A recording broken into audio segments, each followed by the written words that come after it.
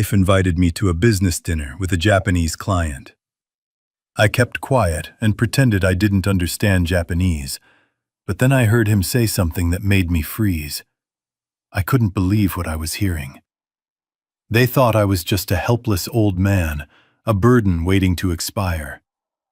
They didn't know that behind my trembling hands and vacant stare, my mind was as sharp as a blade. And they certainly didn't know that 40 years ago, I wasn't just a businessman. I was a Marine stationed in Okinawa, and I understood every single word of the murder plot they were discussing right in front of my face. Before I tell you how I turned their trap into their prison, please hit that like button and subscribe to the channel. It really helps share these stories with people who might be going through the same thing. And let me know in the comments, have you ever been underestimated by the people who were supposed to love you the most? I want to read your stories. The sound of a lacquered chopstick hitting the expensive porcelain plate rang out like a gunshot in the quiet, dim atmosphere of the omakase restaurant. It was my chopstick. My damn hand had spasmed again. I watched helplessly as the piece of otoro, fatty tuna that cost more than a week's worth of groceries for a normal family, slid off the table and landed on my lap. I felt the heat rise in my cheeks, not from anger, but from the humiliation that had become my daily bread for the last 6 months. Ever since the stroke hit me, my body had become a cage. I was Harold Foster. I built half the industrial parks in Chicago. I used to negotiate multi-million-dollar contracts with a handshake that could crush a rock. Now, I couldn't even hold a piece of raw fish without making a mess. Oh, Harold, look at you. The voice beside me was sweet, dripping with a concern that would have fooled anyone else in the restaurant. It was Veronica, my wife. My beautiful 42-year-old wife, who looked like she had just stepped off a runway in Milan. She reached over with a napkin, dabbing at the soy sauce stain on my trousers. Her touch was gentle, but I felt it. I felt the pinch. Just a tiny, sharp pinch on my thigh where the fabric was thin. A reminder. A punishment for embarrassing her. She smiled at the server who rushed over. "My husband is having a bit of a bad day," she said, her voice smooth as silk. "We will need another napkin, please." She turned back to me, her eyes dead cold, while her lips maintained that perfect, loving smile. "Pull yourself together, Harold," she whispered, so low that only I could hear. "Kenji is going to be here in 2 minutes. Do not embarrass me. Do not drool. Just sit there and nod. That is all you are good for now anyway." I wanted to tell her to go to hell. I wanted to stand up, throw the table over, and walk out. But I couldn't. My left leg was still dragging, and my speech was still slurred when I got excited. So I did what I had learned to do. I swallowed my pride. I looked down at my lap and nodded like a scolded child. "I am sorry, V," I mumbled. "My hand, it slipped." "Just keep them on your lap," she hissed, turning away to check her reflection in the darkened window. A moment later, the heavy oak doors of the private dining room slid open. A man walked in. He was young, maybe late 30s, wearing a suit that cost more than my first car. He had that slicked-back hair and the kind of arrogant walk that screams new money. This was Kenji Sato. Veronica had introduced him to me a week ago as a brilliant tech investor from Tokyo, a man who was going to help modernize Foster Holdings. "Mr. Foster," Kenji said, bowing deeply. His English was heavily accented, almost exaggerated. "It is a great honor to meet a legend of industry. Veronica has told me so much about your strength." He extended a hand. I took it. His grip was weak, clammy. He looked at me with eyes that crinkled in a smile, but there was no warmth there. just the look a butcher gives a cow before the hammer comes down. I nodded, playing my part. "Nice to meet you, son. Please, sit," Veronica said, gesturing to the chair opposite us. We ordered the chef's special course. "I know you will love it." Kenji sat down, adjusting his silk tie. He looked at Veronica, then back at me. I was struggling to pick up my water glass, my hand shaking just enough to make the ice cubes clink against the glass. Clink, clink, clink. The sound of my weakness. And that was when it happened. Kenji turned to Veronica. He didn't think I was listening, or maybe he just didn't care. He assumed, like everyone else, that Harold Foster was just a dumb, rich American who had never stepped foot outside of Chicago except for vacations in Paris or London. He leaned in, picking up his sake cup, and switched to Japanese. このクソじじはもう死んでいるみたいだな. I froze. My hand stopped shaking instantly, hovering in midair. I knew that phrase. I knew that tone. This shitty old man looks like he is already dead. My heart hammered against my ribs. I had spent 6 years in Okinawa in the 70s. I wasn't just a tourist. I lived off base. I had a Japanese wife, my beloved Emiko, God rest her soul. We spoke Japanese at home for years before cancer took her. I knew the language of the boardroom, and I knew the language of the gutter. And what Kenji just said was gutter trash. I forced my hand to tremble again. I brought the glass to my lips and took a sloppy sip, letting a little bit of water dribble down my chin. I had to sell it. I had to know more. Veronica laughed, a light tinkling sound that usually charmed my business partners. She answered him, in Japanese. I nearly dropped the glass for real. Veronica spoke Japanese. In 10 years of marriage, she had never mentioned it. She told me she struggled with high school Spanish. But here she was, the syllables rolling off her tongue with a practiced ease. "He is disgusting, isn't he?" she said, her Japanese accented but fluent. "I have to wipe his mouth like a baby. It makes me sick." I sat there, staring at the wall, while my world crumbled. It wasn't just the insults. It was the deception. 10 years. 10 years of lies. Kenji smirked, taking a bite of pickled ginger. "When does the old fool sign the papers? The investors in Tokyo are getting impatient." "I need that access code, Veronica." "Friday," Veronica replied, picking up a piece of sushi with elegant precision. "The lawyers are bringing the power of attorney and the living trust amendments to the house on Friday morning. He thinks he is signing a temporary management agreement to let us handle the day-to-day while he recovers." "And after he signs?" Kenji asked, his eyes narrowing. Veronica didn't even blink. She dipped her sushi in soy sauce, watching the dark liquid soak into the white rice. "After he signs, we stop the medication. I already have the DNR forged. The doctor said with his condition, a secondary stroke is highly likely if his blood pressure spikes. And we have those pills you got from the contact in Shinjuku." The pills. The vitamins she had been giving me every night. The ones that made me feel foggy and weak the next morning. "They are untraceable?" Veronica asked. "Completely," Kenji assured her. "It mimics natural heart failure. By Sunday, you will be the grieving widow of Chicago's richest construction mogul, and we will be on a flight to the Cayman Islands." I felt a cold sweat break out on the back of my neck. This wasn't just theft. This wasn't just an affair. This was an execution. I looked at them. They were eating, drinking, flirting with their eyes, discussing my murder as casually as they discussed the weather. I looked at the knife the chef was using at the counter. a long, sharp Yanagiba blade. For a split second, I imagined grabbing it. I imagined ending it right there. But I was 72.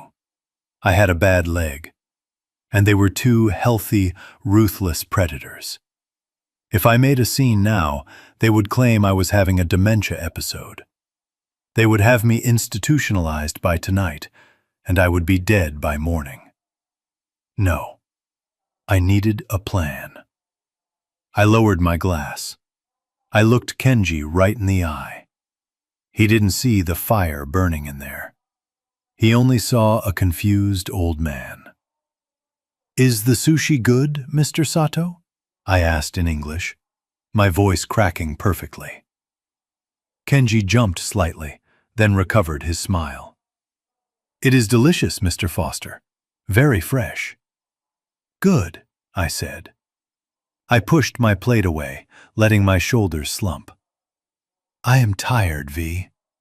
I think I need to go home soon. My head hurts." Veronica patted my hand again. That same patronizing pat. "Of course, darling.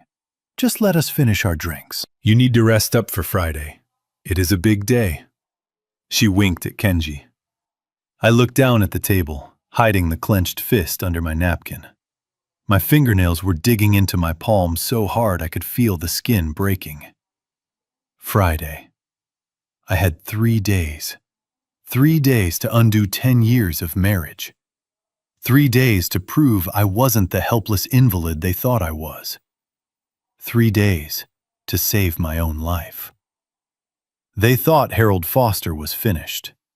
They thought the stroke had taken my fight. But they forgot one thing.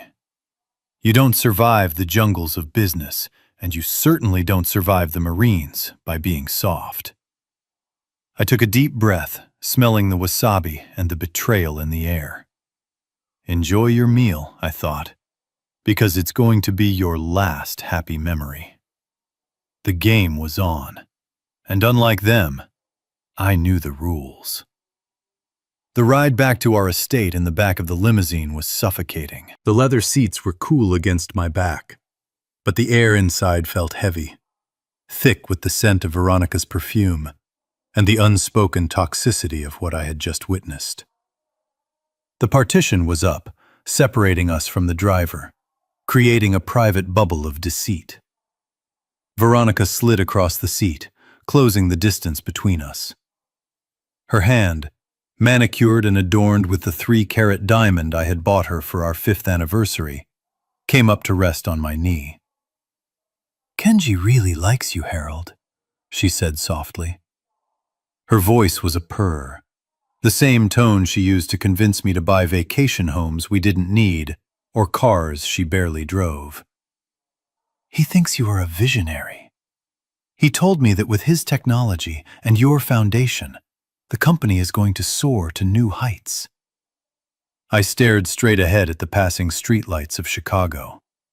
Each light that whipped by felt like a strobe flashing on the wreckage of my life. I wanted to vomit. I wanted to grab her wrist and squeeze it until she dropped the act. I wanted to scream that I knew Kenji wasn't a visionary, but a 2-bit hustler running from the Japanese mob. But I didn't. I couldn't. Instead, I let my head loll to the side, hitting the cold glass of the window. I let my mouth hang open slightly, maintaining the mask of the stroke victim. "Good," I mumbled. "That is good." She patted my knee, satisfied with my dim-witted response. "He is going to help us, Harold. You need rest. You have worked so hard for 50 years. It is time to let the younger generation carry the burden. Kenji and I, we will take care of everything." We passed the old cathedral on State Street. Seeing it triggered a memory so sharp it physically hurt. 10 years ago. That was where we renewed our vows. I remembered Veronica standing there in white lace, tears streaming down her face. She had held my hands, looked into my eyes, and promised before God and our friends that she would love me in sickness and in health. She said I was her rock. She said she would be my shelter when the storm came. I was 62 then, feeling invincible. She was 32, beautiful and seemingly devoted. I thought I was the luckiest man in Chicago. I thought the age gap didn't matter because our souls were connected. What a fool I was. The tears were fake. The vows were just a script. The only thing she was committed to was the balance in my bank account. Now, the storm was here. And she wasn't my shelter. She was the one drowning me. The limousine turned through the wrought iron gates of our estate in Lincoln Park. The house was a masterpiece of Georgian architecture that I had restored with my own hands before the stroke took my dexterity. Now, seeing its dark windows, it didn't look like a home. It looked like a tomb, a very expensive, well-manicured tomb where my wife planned to bury me. The driver opened the door. Veronica gripped my arm, helping me out. To the outside world, she was the picture of a supportive wife, guiding her frail husband up the steps. But I felt the pressure of her fingers. She was dragging me, not guiding me. "Let's get you to bed," she said, checking her watch. "You need your sleep." We entered the foyer. The marble floor echoed with our footsteps. It was quiet. Too quiet. I missed the days when the house was filled with the noise of my first wife's piano playing, or the laughter of friends. Now the silence was heavy, broken only by the click of Veronica's heels. She led me into the living room and sat me down in my favorite armchair. "Stay here," she commanded lightly. "I will get your water and your medicine." I watched her walk to the kitchen. My heart began to race. The medicine. For months I had been taking whatever she gave me. Dr. Evans, my physician for 20 years, had prescribed blood thinners and a mild sedative to help me sleep. I trusted Dr. Evans. But lately, the pills Veronica gave me didn't look like the ones in the bottles I used to pick up myself. Every morning for the past few weeks, I woke up feeling heavier. My brain felt like it was wrapped in cotton wool. My limbs felt like lead. I had assumed it was the stroke getting worse. I had assumed my body was just failing. But after tonight, after hearing Kenji talk about the pills from Shinjuku, I knew. It wasn't my body failing. It was an assassination by chemistry. She returned with a crystal glass of water and a small porcelain dish. On the dish sat 2 pills. One was white, which I recognized as my blood pressure medication. The other was blue. A small, innocent-looking blue oval. "Here we go, darling," she said, kneeling beside my chair. "This will help your brain heal. Dr. Evans said it is very important you take this one right before bed." She held the blue pill up to my lips. Her eyes were wide, encouraging. It was the face of an angel serving poison. I opened my mouth. My tongue felt dry. I placed the pill on my tongue. It tasted bitter, metallic. "Drink," she said, lifting the glass to my lips. I took a sip of water. I knew I couldn't swallow it, but if I spat it out, she would know. If I refused, she might force it down my throat, or worse, call Kenji to finish the job tonight. I had to be smarter. I had to use my weakness as a weapon. I tilted my head back, pretending to swallow. And then I triggered it. I forced a cough. A violent, hacking cough that shook my entire frame. It was easy to do. The stress had already tightened my chest. "Oh, Harold, be careful," she said, sounding annoyed rather than worried. I gagged, leaning forward, grabbing the linen napkin from the side table.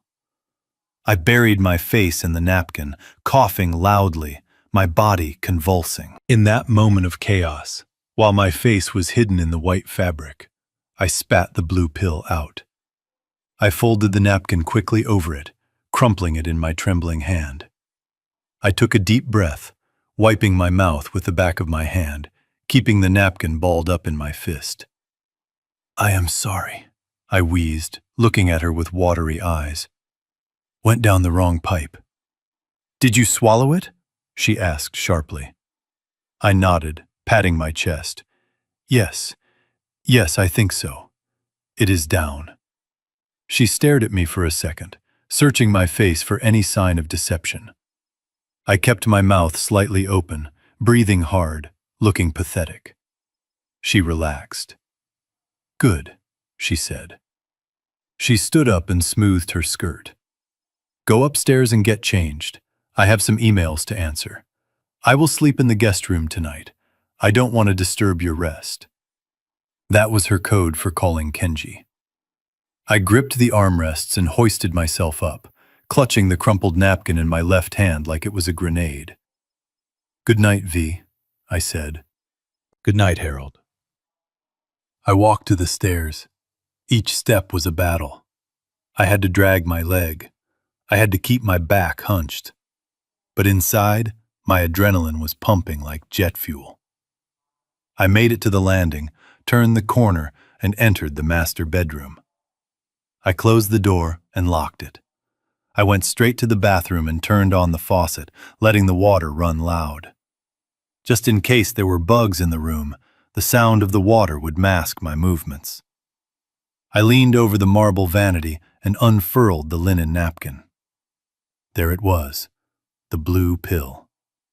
It was starting to dissolve slightly from my saliva, but it was still intact. I reached into the drawer and pulled out my reading glasses and a small magnifying glass I used for inspecting model ships. A hobby she thought was senile, but actually kept my hands disciplined. I held the pill under the harsh bathroom light. It wasn't a prescription pill. There were no standard pharmaceutical markings, no numbers, no letters. But on one side, faintly stamped into the blue coating, was a symbol. A small, stylized cherry blossom. I stared at it, my blood running cold. I knew that symbol. I had seen it in Okinawa years ago, in the darker back alleys of Naha. It wasn't a pharmaceutical logo. It was a stamp used by underground chemists to mark synthetic opioids. This wasn't medicine. This was a slow-acting neurotoxin mixed with a sedative. It was designed to shut down the central nervous system gradually, mimicking the symptoms of vascular dementia until the heart just stopped. I looked at my face in the mirror. The gray hair, the wrinkles, the droop in my left eye. They were killing me. Every single night, the woman I shared my bed with was feeding me death, smiling while she did it. I flushed the pill down the toilet and watched it swirl away. "You missed this time, Veronica," I whispered to the empty room. I walked back into the bedroom. I didn't get into bed. I went to the closet and pulled out an old shoebox from the top shelf, buried behind winter coats. Inside was a burner phone I had bought 3 months ago when I first started getting suspicious but had been too afraid to use. I turned it on. My hands weren't shaking anymore. It was time to make a call. Not to the police, not yet. I needed someone who understood war. I dialed the number of the only man in Chicago who hated liars as much as I did. "Solomon," I said when the line clicked open. "It's Harold. We have a situation." The war had officially begun, and I was done playing the victim. The house was silent at 6 in the morning. The kind of silence that feels heavy, like the air before a thunderstorm. I lay in bed, feigning sleep, listening to the sounds of my wife getting ready in the next room. Veronica was humming. It was a cheerful, light tune that made my stomach turn. She walked into the bedroom, the click of her expensive sneakers on the hardwood floor echoing in the stillness. She leaned over me, and a cloud of expensive perfume washed over my face. It wasn't the smell of someone going to a fitness center. It was the smell of someone going on a date. "Going to the gym, Harold," she whispered, not really caring if I heard her or not. "Sleep tight. Don't wait up." I waited until I heard the heavy front door close and the distant purr of her Porsche fading down the driveway. Then, I threw the covers off. My legs hit the floor, and for the first time in months, I didn't let them tremble. I stood up straight. The cane I had been forced to use leaned against the nightstand. I looked at it with disdain. I left it there. Today, I wouldn't need a crutch. Today, I needed a soldier. I dressed quickly in clothes I hadn't worn since the stroke. A dark wool coat, a flat cap pulled low, and shoes that were meant for walking, not shuffling. I moved through the hallways of my own home like a ghost. I avoided the cameras she had installed in the living room, sticking to the shadows of the servants' corridors. I slipped out the side entrance near the garage. A black sedan was waiting there, the engine idling softly. It wasn't the limousine. It was a nondescript Lincoln, solid and reliable. The window rolled down, revealing the weathered face of Arthur. Arthur had been my driver for 30 years. He was a man of few words, the kind who saw everything and said nothing. He knew Veronica was poisoned long before I did, but he knew his place was to protect me, even from my own blindness. "Mornin', Mr. Foster," Arthur said, his voice rough like gravel. "You look better." I opened the back door and slid in. "Drive, Arthur. We are going to see Solomon." "And Arthur?" "If anyone asks, I was asleep in bed all morning." Arthur met my eyes in the rearview mirror. He didn't smile, but the corners of his eyes crinkled. "I haven't seen you since yesterday, sir. I don't know what you were talking about." We pulled out of the estate, taking the back roads to avoid traffic and prying eyes. The city of Chicago was waking up. The gray steel of the skyline looked like a fortress in the morning mist. I felt a surge of energy I hadn't felt in years. It was the thrill of the hunt. For too long I had been the prey. Now the roles were reversing. Solomon Black's office was in an old brick building in the Loop, the kind with a manual elevator and a lobby that smelled of brass polish and history. Solomon didn't do glass towers and modern art. He was old school. We had served in the same platoon in Vietnam before I was stationed in Okinawa. He had been a sniper. He knew how to wait, how to watch, and when to pull the trigger. I didn't knock. I pushed the heavy oak door open and walked in. Solomon was behind his desk, surrounded by towers of case files. He was 68, bald as an eagle, with glasses perched on the end of his nose. He looked up, expecting to see a client, or perhaps his secretary. When he saw me standing there, upright, alert, and radiating a cold intensity, he dropped his pen. It rolled across the mahogany desk and fell to the floor. "Harold?" he breathed. "Jesus, Harry. The rumors. They said you were vegetating?" I finished for him, walking over to the leather chair opposite his desk and sitting down without a groan. Losing my mind? Drooling on myself? Solomon took off his glasses and rubbed his eyes. "That is exactly what they said. Veronica told me she was looking into hospice care. She said you didn't even recognize her anymore." I reached into my coat pocket and pulled out the small plastic bag containing the linen napkin from last night. The blue stain of the dissolved pill was still visible, crusted and ominous. I tossed it onto his desk.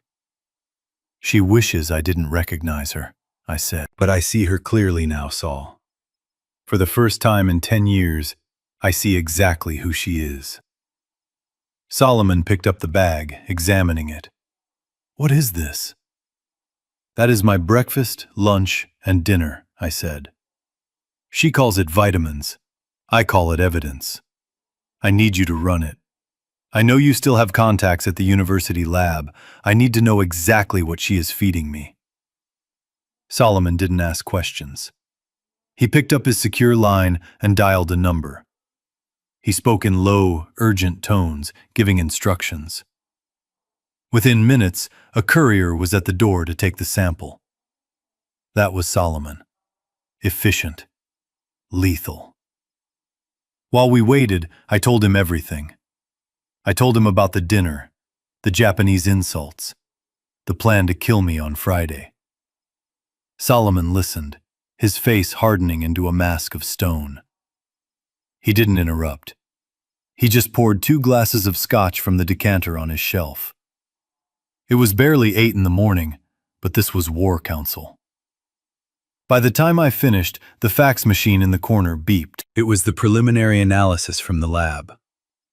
Solomon walked over and tore the paper off. He read it, and his knuckles turned white.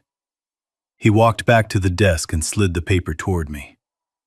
You were right to spit it out, Harry, he said, his voice low and dangerous. It is a cocktail. Arsenic in microdoses to weaken the heart walls. And scopolamine. The zombie drug, I said. I knew it. It makes you suggestible, confused, and eventually causes complete memory loss, Solomon explained. Combined with the arsenic, it mimics the symptoms of vascular dementia perfectly. If you had died, no coroner would have looked twice. They would have just seen an old man whose heart gave out. I stared at the paper. Seeing it in black and white made it real. It wasn't just a bad marriage. It was a slow, calculated murder. She is not doing this alone, I said. There is a man. Kenji Sato. Claims to be an investor. Solomon nodded.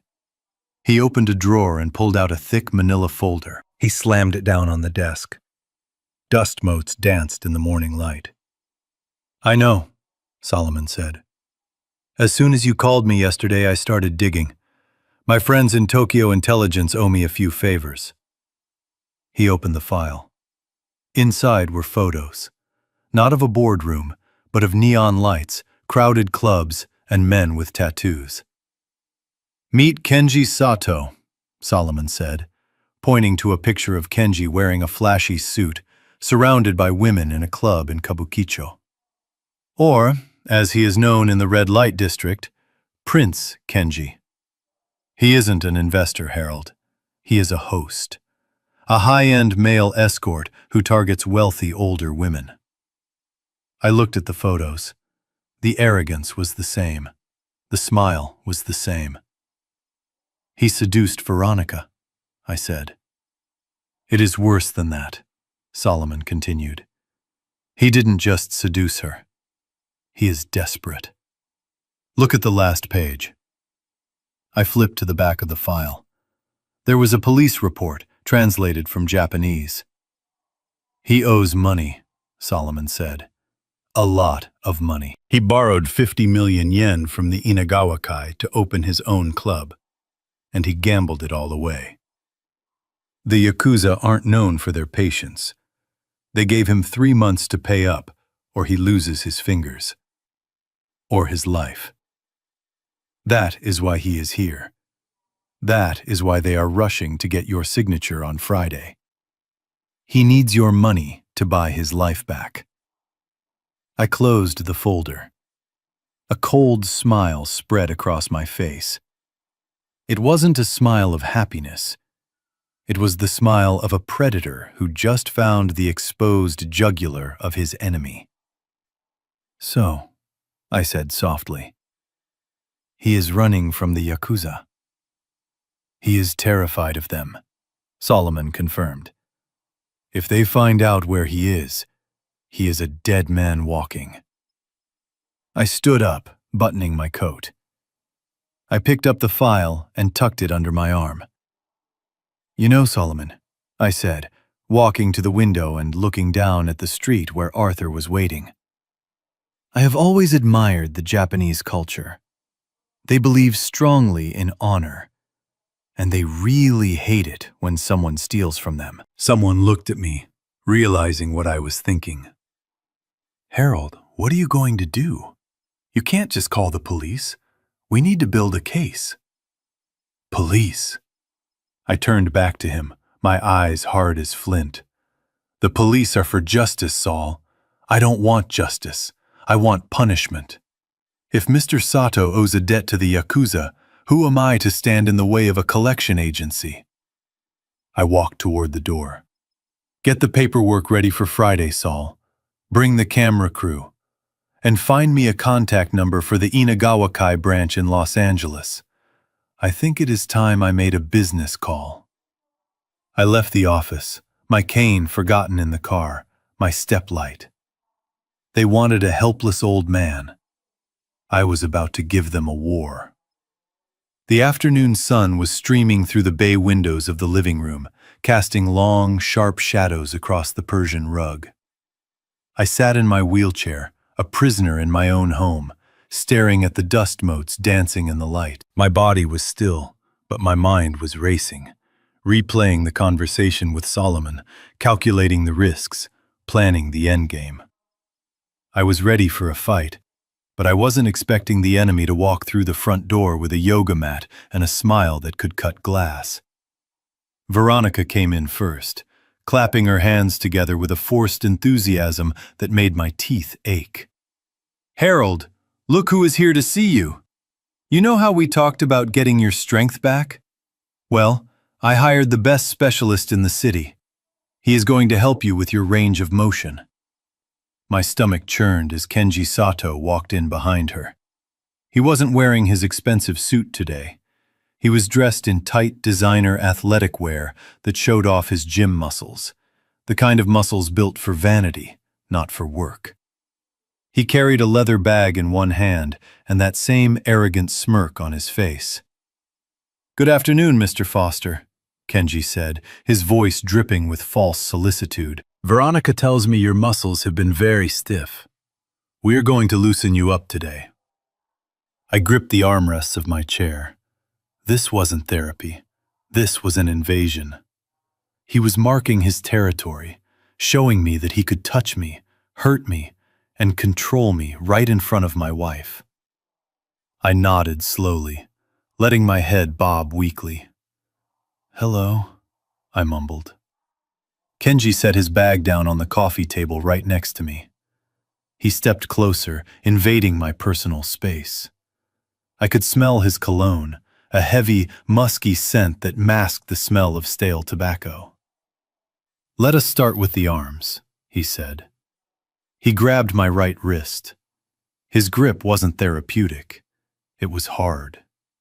His fingers dug into the tender flesh between my bones. He lifted my arm, pushing it back, past the point of comfort, past the point of resistance. "Does this hurt?" he asked, smiling. I gritted my teeth, letting a small whimper escape. "Yes, hurts." "Good," he said, pushing it another inch. "That means it is working." "You have to break the stiffness, Mr. Foster. You have to break it to fix it." He was enjoying this. I could see it in his eyes, a sadistic glint. He wasn't trying to heal me. He was testing me. He was seeing how much pain the old man could take before he snapped. Veronica stood by the fireplace, watching. She wasn't horrified. She was smiling. She had a glass of wine in her hand, sipping it as if she were watching a tennis match. Kenji switched to my left arm, the one that had been more affected by the stroke. He twisted my wrist, a subtle motion that sent a bolt of lightning up to my shoulder. It took every ounce of my willpower not to drive my fist into his throat. I knew exactly where to strike. A quick jab to the windpipe, a thumb to the eye. I had learned 17 ways to dismantle a man before breakfast when I was 20 years old. But I couldn't do it. Not yet. Then he leaned in close, his face inches from mine. He looked over his shoulder at Veronica to make sure she was watching, and then he switched to Japanese. Mite miyagare, kono kusatta shitae o. Look at this rotten corpse. My heart hammered against my ribs like a trapped bird. He was mocking me to my face, using the language I loved, the language of my late wife, to dehumanize me. He continued, his voice low and smooth, still in Japanese. Veronica, omae no shumi wa hontou ni warui na. Konna yatsu to yaru nante. Veronica, you really have bad taste, doing it with a guy like this. Veronica laughed. It was a cruel, sharp sound. She didn't understand the exact words, but she understood the tone. She knew he was degrading me, and she loved it. Tell him to push harder, Kenji, she said in English. He has been so lazy lately. Kenji turned back to me. He lifted his hand and patted my cheek. It wasn't a gentle pat. It was a slap. Not hard enough to leave a mark, but hard enough to sting.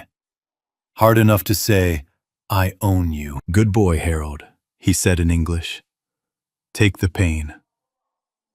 That slap was the catalyst.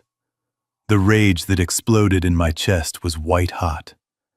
It was the fury of a man who had built an empire from nothing. A man who had served his country, being treated like a dog by a 2-bit gigolo. My muscles tensed. My right hand, the good one, started to curl into a fist. I was about to lose it. I was about to stand up and end him right there, consequences be damned. But then I saw his bag. The leather bag on the coffee table. The zipper was slightly open. I remembered the plan. I remembered Solomon's words. We need to know the timeline. We need to know who the contact is. If I fought him now, I would win the fight, but I would lose the war. I needed to be smarter. I needed to be the strategist, not just the soldier. I needed to get them away from me, and I needed to get access to that bag.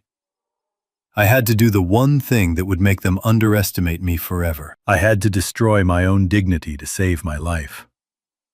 I relaxed my body. I let go of the tension. And then, I let go of my bladder. I forced myself to urinate right there in the chair. The warm, damp sensation spread through my trousers, soaking into the expensive upholstery of the wheelchair. It was the most humiliating moment of my life. I felt the heat rise to my face, tears of genuine shame and frustration pricking my eyes. But I used it. I let the tears fall. I started to cry, a wailing, pathetic sound. Oh no, I sobbed. Oh no. Wet. I am wet. The smell hit the air almost instantly. Kenji froze. He looked down at my trousers, seeing the dark stain spreading. He recoiled as if he had been burned, jumping back 2 feet. "Oh God!" he yelled, his face twisting in disgust. "What the hell?" Veronica dropped her wine glass. It shattered on the hearth, but she didn't care. "Harold!" she screamed. "You disgusting old man! Not on the Persian rug!" She covered her nose, backing away. "I can't touch him," Kenji said, wiping his hands on his pants as if I were a disease. "I am not cleaning that up. That is vile." "Call the maid!" Veronica shrieked, turning and running toward the hallway. "Maria! Maria, get in here, now!" Kenji looked at me one last time, shaking his head. "You are finished, old man," he muttered in Japanese. "You are garbage." He turned his back to me, walking toward the window to get fresh air, trying to distance himself from the smell. This was it, the moment I had bought with my pride. They were both distracted.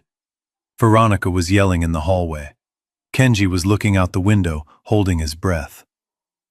I stopped crying instantly. My hand shot out. It was steady. It was fast. I reached into the pocket of my cardigan where I had hidden the device Solomon gave me. It was a small black bug, no bigger than a coin, with a powerful magnet and a long-range transmitter. I leaned forward, ignoring the wetness, ignoring the shame. I reached for the leather bag on the coffee table. My fingers brushed the open side pocket. I slipped the device inside, tucking it deep into the lining where it wouldn't be seen. I pulled my hand back and slumped into the chair, just as Maria ran into the room, followed by a furious Veronica. I started wailing again, playing the part of the senile, incontinent invalid. "I am sorry, V," I cried. I couldn't hold it. Veronica looked at me with pure hatred. "Get him out of here," she hissed at Maria.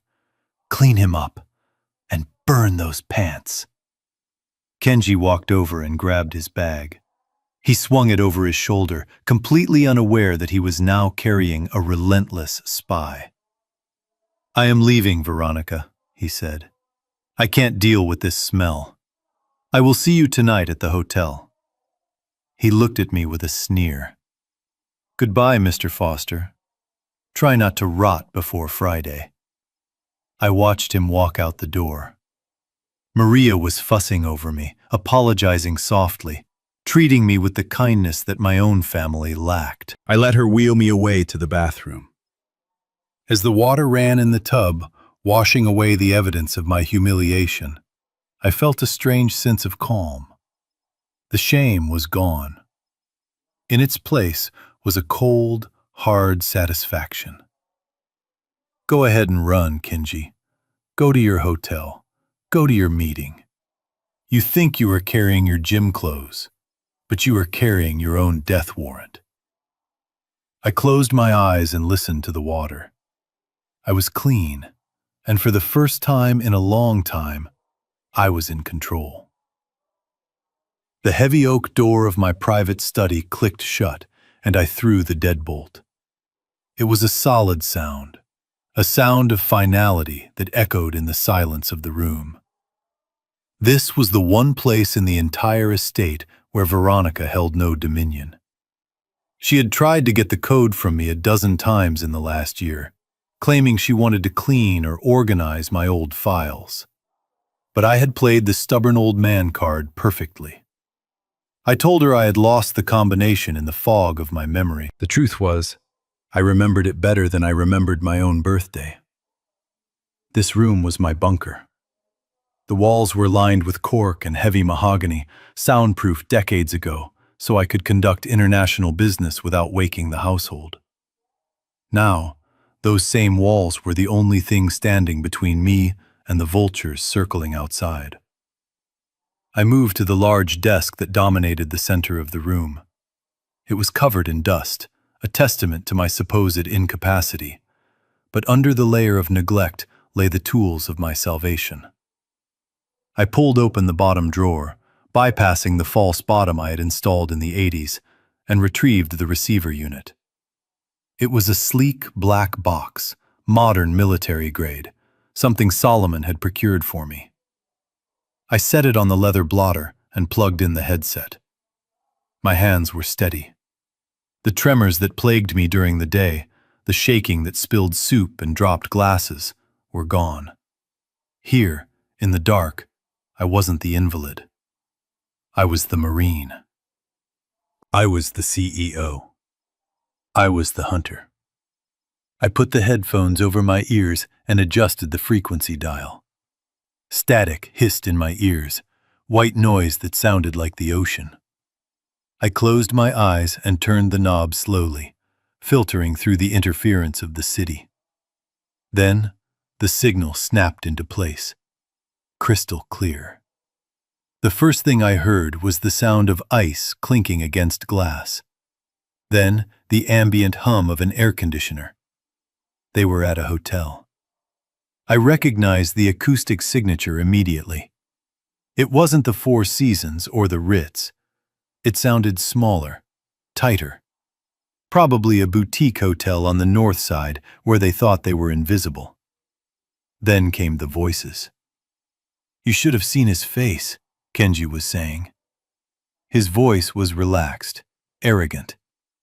When I told him to look at me, he looked like a frightened dog. I almost felt bad for him. Almost. I sat there in the dark, my jaw clenched so hard I thought I might crack a tooth. "He is pathetic," Veronica's voice joined in. It was a tone I had never heard her use with me. It was loose, unguarded, and dripping with contempt. I had to burn those trousers, Kenji. The smell was unbearable. I don't know how I am going to stomach sitting next to him on Friday. I leaned back in my chair, staring up at the ceiling. The ceiling was painted with a mural of the night sky, a detail I had commissioned for my first wife. Now, I was staring at those painted stars while my second wife discussed my incontinence with her lover. The conversation shifted. The sounds of glasses being set down, the rustle of fabric, the heavy, wet sounds of kissing. I should have taken the headphones off. Any normal man would have. No one should have to hear their spouse betraying them in high-definition audio. It is a specific kind of torture, a violation that goes deeper than a knife. But I didn't take them off. I forced myself to listen.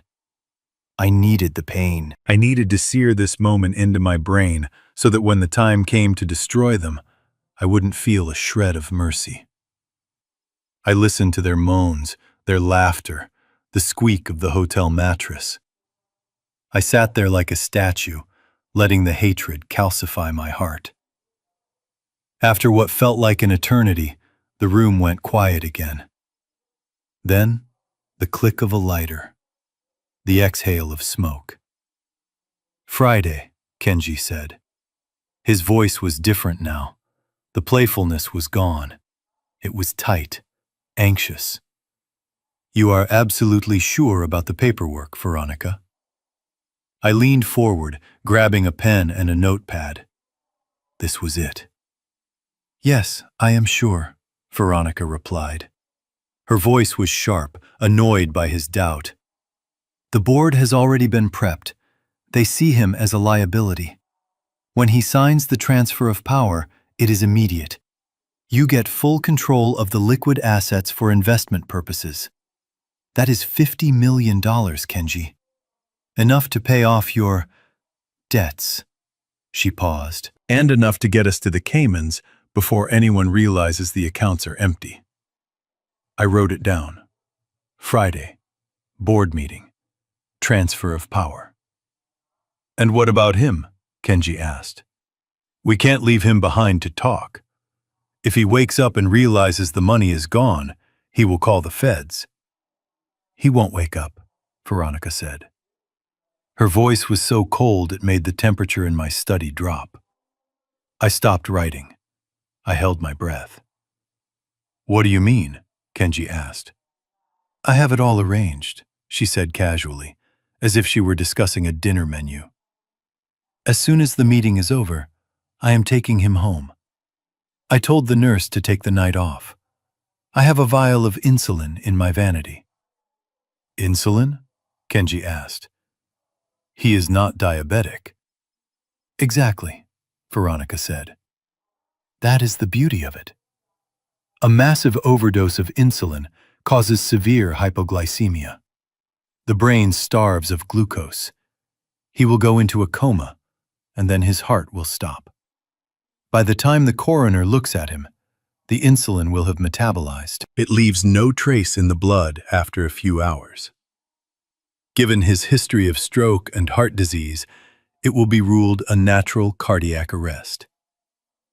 I felt a chill run down my spine that had nothing to do with the air conditioning. Insulin. It was a coward's weapon. A silent, invisible killer. She had thought of everything. She wasn't just a greedy wife, she was a calculated psychopath. "When?" Kenji asked. "Friday night," she answered. "We sign the papers at 2. He dies by 10. We are on the plane Saturday morning." I took the headphones off. My hands were shaking again, but not from weakness. They were shaking from the sheer adrenaline coursing through my veins. Friday. Today was Wednesday. I had 48 hours. 48 hours before they turned my company into a piggy bank and my body into a corpse. I looked at the calendar on my desk. Friday the 13th. How fitting. I stood up and walked to the small safe behind the portrait of my father. I spun the dial and opened it. Inside sat a secure satellite phone, a relic from my days doing construction in hostile territories. I pulled it out and extended the antenna. I dialed Solomon's number. It rang once. "Yeah," Solomon's voice was gravelly, sleep-filled. "Wake up, Marine," I said, my voice steady and hard. "Harold, what time is it?" "Time is a luxury we don't have," I said. "I just heard the endgame. They're going to hit me with insulin on Friday night after I sign the papers. They're going to make it look like a heart attack." There was a pause on the other end. I could hear the rustle of sheets as Solomon sat up, instantly awake. "Insulin," he repeated. "That is dirty. That is professional." "We are going to be more professional," I said. "What do you need?" Solomon asked. I looked around my study. I looked at the books, the models, the life I had built. I was ready to burn it all down if it meant taking them with me. "Initiate Operation Okinawa," I said. Solomon let out a low whistle. "Are you sure, Harold? Once we start that, there is no going back. You are going to expose everything. The company, the accounts, your own history." "I don't care about the company," I said. "I care about the kill. I want the board there. I want the press there. And I want the Yakuza to know exactly where their money is." I paused, looking at the receiver where the faint sound of Kenji's laughter was still buzzing. "Get the paperwork ready, Saul. And call your contact at the FBI. Tell them we are going to serve them a conspiracy charge on a silver platter. But not until I say so. I want to see the look in her eyes when the trap snaps shut." "I will be ready," Solomon said. "Stay alive, Harold. Don't eat anything she gives you." "I won't," I said. I hung up the phone and placed it back in the safe. I walked over to the window and looked out at the dark grounds of my estate. The moon was hidden behind thick clouds. A storm was coming. "Let it come," I whispered. I turned off the lights in the study and unlocked the door. I had to go back to my bedroom. I had to crawl back into that bed and lie next to the empty space where my murderous wife would sleep when she returned from her lover. I had to play the victim for 2 more days. But as I walked through the dark hallway, I didn't feel like a victim. I felt like a ghost. And ghosts are terrifying because they have nothing left to lose. Friday was coming, and I was going to bring hell with it. The sun rose on Thursday morning with a deceptive beauty. Light filtered through the silk curtains of the master bedroom, painting the room in soft hues of gold and cream. To anyone looking in, it was a scene of domestic tranquility. But inside my chest, a storm was raging. I had spent the night awake, staring at the ceiling, rehearsing every twitch, every groan, every blank stare. Today was the day I had to sell the performance of a lifetime. If I failed, if I showed even a flicker of the strength returning to my limbs, Veronica would panic. She would cancel the meeting, or worse, She would accelerate the timeline and overdose me before I could trap them. I needed them confident. I needed them to believe I was already 1 foot in the grave. Breakfast was served on the terrace. Veronica was already there, sipping her espresso, scrolling through her phone. She didn't look up when the nurse wheeled me out. She was too busy texting Kenji, no doubt coordinating the final details of my demise. The nurse parked me in the shade and placed a bowl of oatmeal in front of me. It was gray and tasteless, fitting for a man she thought was fading away. I waited until the nurse stepped back inside to fetch my medication. I looked at Veronica. She was wearing a red dress, the color of blood. It was too bright for a morning at home. It was a victory dress. I decided to give her a show. I reached for my coffee cup with my left hand, the one that was supposed to be weak. I let my fingers tremble violently. The cup rattled against the saucer. Clink, clink, clink. Veronica sighed, a sound of pure irritation. "Harold, please," she said without looking up. "Do not make a mess." I didn't stop. I amplified the tremor. I let my arm jerk, knocking the cup over. Hot coffee splashed across the pristine white tablecloth and onto my lap. But I didn't stop there. I let my head snap back. I rolled my eyes up into my skull until only the whites were showing. I locked my jaw and let a guttural, choking sound escape my throat. I let my body go rigid, then began to convulse, shaking the wheelchair violently. Veronica dropped her phone. For a second, I saw genuine fear in her eyes. Not fear for me, fear for the plan. "Harold!" she screamed. She jumped up, knocking her chair over. She didn't run to hold me. She didn't check my tongue. She ran to the door and screamed for help. He is having a seizure. Do not let him die. Not yet. The nurse rushed out, her face pale. Together they wrestled me out of the chair and onto the flat surface of the terrace floor. I kept seizing, counting the seconds in my head. 1 Mississippi. 2 Mississippi. I had seen men seize from heat stroke in the jungle. I knew exactly what it looked like. I let foam gather at the corners of my mouth. "Call Dr. Thorne!" Veronica yelled at the nurse. "Do not call 911. Call Thorne, now!" I stopped shaking. I let my body go completely limp.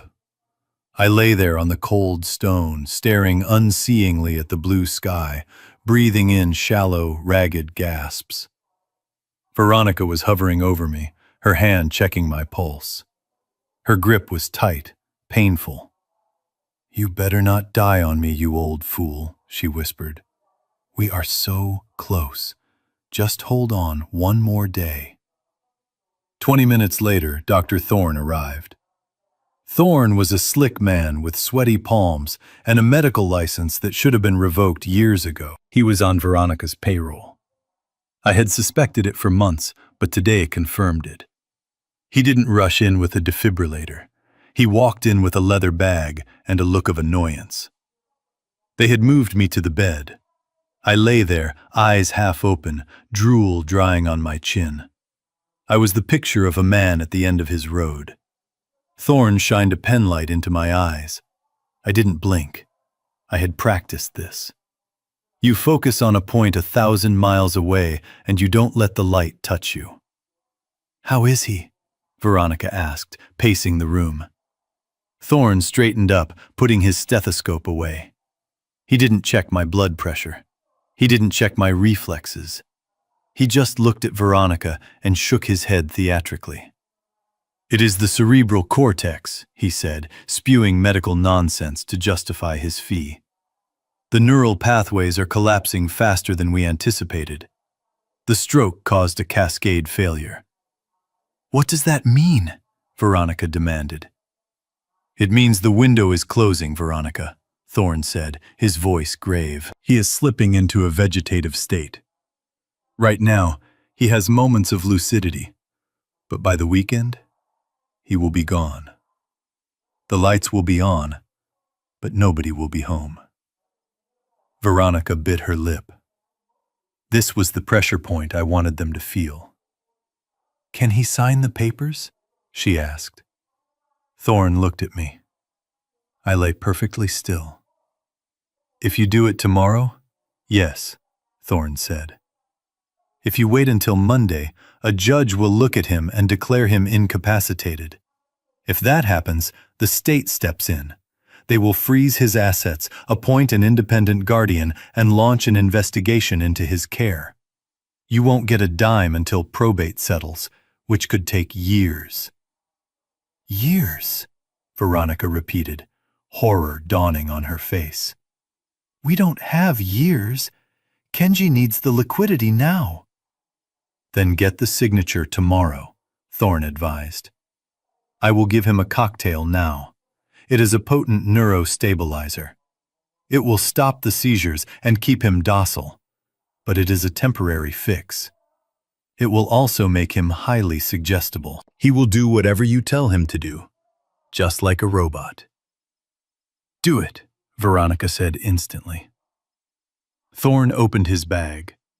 I watched through my eyelashes as he pulled out a syringe and a small vial of clear liquid. This was the dangerous part. I didn't know what was in that vial. If it was a heavy sedative, I might lose my edge.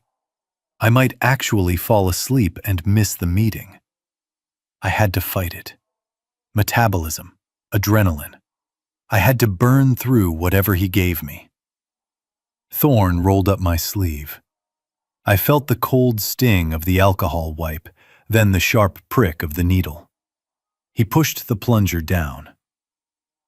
"There," he said. "That will keep him quiet. He won't be doing any more shaking. He will just drift until you need him." The drug hit my system fast. My arms felt heavy, like they were filled with sand. My eyelids drooped. It was a muscle relaxant, strong stuff. But my mind was still clear. I focused on my breathing. In, out. Keep the blood moving. Don't let it settle. Thorne left a few minutes later, promising to return on Saturday to sign the death certificate. He didn't say the words, but the implication hung in the air like smoke. I lay alone in the room for an hour, fighting the drug. I flexed my toes. I clenched my abdominal muscles. I forced my brain to do math problems. 12 times 12 is 144.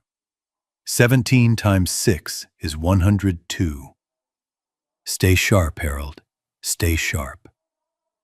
Then the door opened again. It wasn't Veronica. The footsteps were heavier. Kenji walked in. He was wearing a silk robe. My silk robe. The one I bought in Kyoto. He walked over to the bed and looked down at me. He had a glass of my best whiskey in his hand. He took a sip, savoring it, staring at my helpless form. "He is out cold," Veronica called from the hallway. "Thorne said he can't hear anything." Kenji smirked. He sat on the edge of the bed. The mattress dipped under his weight. He leaned in close, so close I could smell the alcohol on his breath. "You gave us a scare this morning, old man," he whispered in English. He reached out and tapped my forehead with his finger. Tap, tap, tap. "But don't worry, your suffering is almost over. Tomorrow, you give me your empire, and tomorrow night, you go to sleep forever." He chuckled, a low, nasty sound. "You know, I almost feel bad," he continued, switching to Japanese. "Omae ga kizuki ageta mono, subete ore no mono ni naru. Omae no kaisha, omae no kane, omae no tsuma. Everything you built will be mine. Your company, your money, your wife. He stood up, finishing the whiskey in one gulp. He leaned down one last time, his lips brushing my ear. Sayonara, Harold-san. He turned and walked out of the room, laughing as he went to join my wife. I lay there in the silence. The drug was pulling me down, trying to drag me into darkness. But I held on to that one word. Sayonara. Goodbye. No, Kenji, not goodbye. I concentrated on the rage. I used it as fuel to burn away the fog of the medicine. I stared at the ceiling until my vision cleared. You think this is the end? You think you are saying goodbye to a dying man? I slowly moved my right hand under the covers. It was heavy, sluggish, but it moved. I clenched it into a fist. Tomorrow isn't a funeral, I thought. Tomorrow is a courtroom. And I am the judge, the jury, and the executioner. Sleep well, children, because when I wake up, the nightmare begins. And it won't be mine. The drug Thorne had given me was heavy, but my mind was sharper than ever. I lay in the dim light of the bedroom, my body a prison of artificial lethargy, but my fingers were busy. Under the cover of the silk sheets, I retrieved the burner phone I had hidden in the pillowcase. It was time to pull the strings. It was time to turn their greed into the noose that would hang them. I typed a message to Solomon. Deploy the bait. Target, Kenji Sato. Amount, 50 million. I hit send and waited. Across the city, Solomon was ready. We had scripted this move perfectly. He wasn't going to call as my lawyer. He was going to call as Marcus Sterling, a representative of a shadow hedge fund in Zurich that specialized in high-risk, high-reward takeovers. It was exactly the kind of dirty money Kenji would be desperate for. I lay there, counting the minutes. The house was quiet, but I knew Kenji was downstairs in my library, probably drinking my scotch and imagining himself the king of my castle. Then I heard it. A shout from downstairs, not of anger, but of excitement. Footsteps thundered up the stairs. The door to the bedroom flew open. It was Kenji. He wasn't wearing the smirk of a gigolo anymore.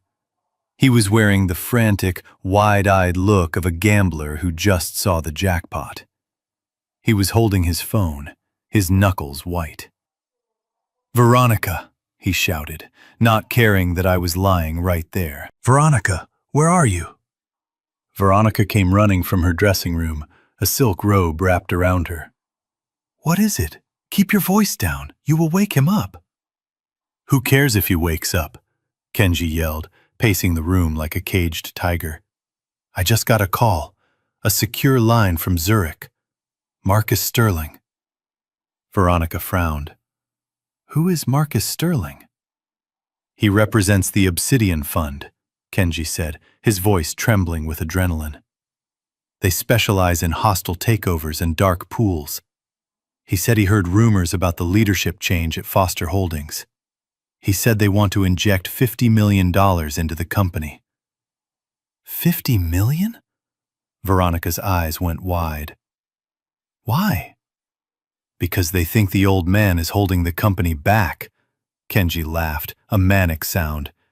"Sterling said they want fresh blood.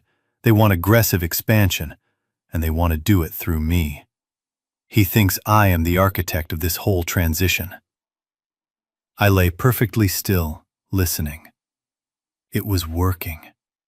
Solomon had played his part perfectly. He had fed Kenji's ego exactly what it was starving for.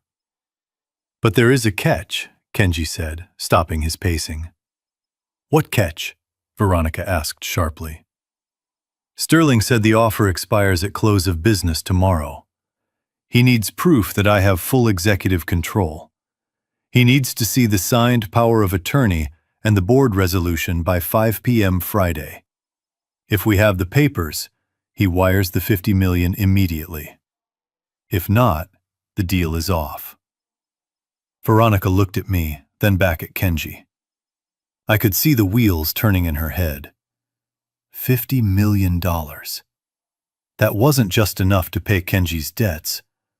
That was enough to disappear forever. It was enough to buy an island. "We have to do it," she said, her voice dropping to a conspiratorial whisper. "We have to get him to sign at the meeting. No mistakes." "But wait," Kenji said, his greed suddenly turning into suspicion. 50 million is a lot. How do we split it?" "Split it?" Veronica scoffed. What do you mean? It goes into the company account. Then we transfer it to the Caymans like we planned. "No," Kenji said, stepping closer to her. "Sterling called me.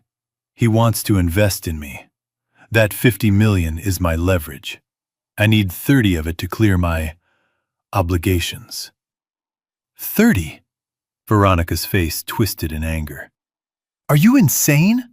The plan was 50-50 on everything. You owe people money, Kenji, I know that. But don't think you are going to use my husband's company to pay your gambling debts and leave me with scraps." I watched them through half-closed eyelids. The cracks were forming. Greed is a powerful motivator, but it is a terrible glue. "I am the one taking the risk here, Veronica," Kenji shouted, forgetting to whisper. "I am the one forging the documents. I am the one dealing with the Japanese contacts. If this goes south, the Yakuza come for me, not you. I need that money." "Don't you raise your voice at me in my house," Veronica hissed. "I am the one killing him. I am the one injecting the insulin. I am the one who has to play the grieving widow while you run off to spend the money." Silence. A heavy, terrified silence fell over the room. They had said it out loud. They had screamed their conspiracy for the very walls to hear. And I heard it. Every word. Kenji took a deep breath, trying to calm down. He ran a hand through his hair. Okay, look. We are fighting over money we don't have yet. Let's just get the signature.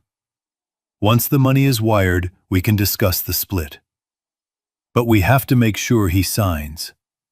If he messes this up, if he hesitates in front of the board—" "He won't," Veronica said, glaring at my prone form. "Thorne's drug has turned his brain to mush. Look at him. He hasn't moved an inch." She walked over to the bed. I felt her cold hand on my cheek. She slapped me, lightly at first, then harder. "Harold? Can you hear me?" I didn't flinch. I let my head roll to the side, my mouth hanging open. "See," she said with disgust, "he is gone. Tomorrow, we just prop him up, put a pen in his hand, and guide it. He is just a puppet now." Kenji looked at me, his eyes filled with a mixture of relief and contempt. $50 million, he muttered, just for a signature. He leaned down, his face inches from mine. "You are worth more dead than alive, old man. Thank you for the donation." They left the room, arguing in hushed tones about flight schedules and bank transfers. I listened to their footsteps fade down the hallway. I opened my eyes. The room was dark, but my vision was clear. They were turning on each other. The money had blinded them. They were so focused on the imaginary 50 million that they didn't see the trap closing around their legs. They didn't realize that Marcus Sterling didn't exist. They didn't realize that the Obsidian Fund was just Solomon sitting in his office with a voice modulator. And they certainly didn't realize that the puppet on the bed was about to cut his own strings. I smiled in the darkness. A cold, hard smile. Argue all you want, I thought. Fight over the spoils. Because tomorrow, You won't be fighting for money. You will be fighting for your freedom. And you are going to lose. I closed my eyes again, letting the darkness take me. I needed to rest. Tomorrow was the big show, and I had a performance to deliver that would bring the house down. $50 million. The price of a soul. And tomorrow, I was going to collect. The house was alive with the sound of betrayal. Soft jazz music floated through the air, masking the sinister reality of what was actually happening in my living room. Veronica had called it a small gathering of close friends to celebrate my stability, a phrase that made me want to laugh out loud. Stability. That was her code word for my successful transition into a vegetable. To the outside world, this was a loving wife trying to maintain normalcy for her ailing husband. To me, it was a wake. My own wake. And I was the only one who knew the corpse was still breathing. They had dressed me in a velvet smoking jacket that smelled of mothballs and positioned my wheelchair in the corner near the grand piano. I was a prop, a piece of furniture, a conversation starter for the vultures she had invited into our home. I sat there, my head lolling slightly to the right, my eyes half-lidded, watching the theater of cruelty unfold. The guests were a hand-picked selection of the people I had trusted most in my professional life. People I had mentored, people I had promoted, people whose mortgages I had paid off when they hit rough patches. Now they stood around drinking my vintage Dom Perignon, eating canapés paid for by my accounts, and talking about my company as if I were already dead. I saw Philip, my chief financial officer, standing by the fireplace. He was wearing a new Rolex, a gold Daytona that cost more than his annual bonus. He was laughing with Kenji. Philip, the man I had hired straight out of college because I saw potential in his hungry eyes. I had treated him like a son. I had taught him everything I knew about the markets. I watched Philip clap Kenji on the shoulder. "Don't worry about the audit," Philip said, his voice carrying over the music. "I have moved the assets into the holding company just like you asked. Once the old man signs tomorrow, we can liquidate the pension fund and reinvest it in your tech venture. No one will notice for at least 2 quarters. I felt a cold rage settle in my stomach. The pension fund. That money belonged to the workers, to the men and women who poured concrete and welded steel in the freezing Chicago winters. Philip wasn't just stealing from me, he was stealing from families. He was stealing their retirements to fund Kenji's gambling debts. I added Philip to the list. The blacklist. In my mind, I drew a thick red line through his face. You think you are smart, Philip, but you left a paper trail, and Solomon has it all. Enjoy your watch. It will be the only thing you have left to sell for bail money. Next to him was Linda, my vice president of operations. She was a shark in a Chanel suit. She had always been ambitious, but I thought she had integrity. I was wrong. She was huddled with Veronica, looking at architectural blueprints spread out on the coffee table. We can rebrand the tower by next month, Linda was saying, pointing a manicured finger at the plans for my flagship building. Remove the Foster name. Call it something modern. The Obsidian Tower. It sounds sleek. It sounds powerful. The Foster brand is too associated with, well, with the past. Veronica nodded, sipping her champagne. I agree, Linda. We need a fresh start. Harold was great in his time, but he was too sentimental. He held on to properties just for the history. We need to be ruthless. Sentimental. That is what they called loyalty. That is what they called honor. I watched Linda smile that sharp, predatory smile. I added her to the list. You want to erase my name, Linda? I will make sure your name is mud in this town. You will never work in this industry again. The room was filled with them. Lawyers who had drafted my will, consultants who had eaten at my table.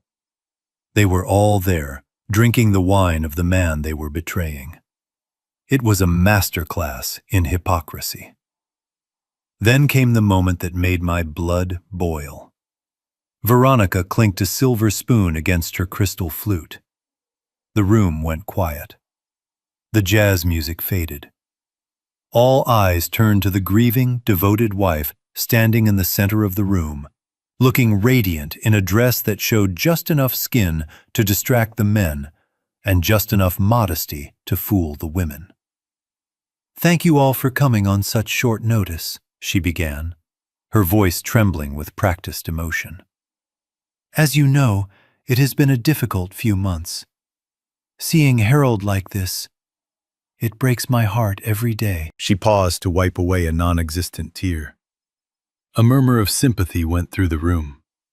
"But," she continued, brightening up, "we have hope. Tomorrow is a big day for the company and for our family. We are taking steps to ensure that Harold's legacy is preserved and that the future is secure. And I know that is what he would have wanted. He would have wanted us to move forward, to be strong, to not let the past hold us back." She turned to me. She walked over and placed a hand on my shoulder.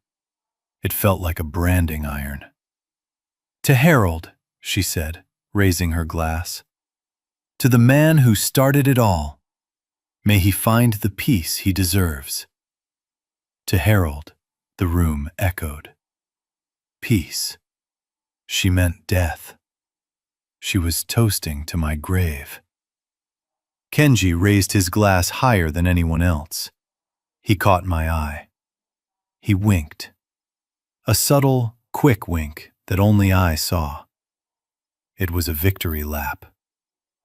I sat there, frozen, letting a line of drool escape the corner of my mouth just to sell the act. I let them drink. I let them celebrate. Because the higher they climbed tonight, the harder the fall would be tomorrow. I looked at their faces, memorizing every smile, every nod of agreement. I was the ghost at the feast, and I was taking names. The party dragged on. The guests began to mingle again, the noise level rising. I was forgotten in my corner, just a sad old man in a wheelchair. That was when I felt a presence beside me. It wasn't the perfume of Veronica or the cologne of the traders. It was the smell of lavender soap and baking flour. I didn't move my head, but I shifted my eyes. It was Elena. She was the head housekeeper. She had been with me for 30 years. She had been there when my first wife died. She had been there when I brought Veronica home, and I remembered the look of disapproval on her face back then. I should have listened to her. Elena was invisible to people like Veronica and Kenji.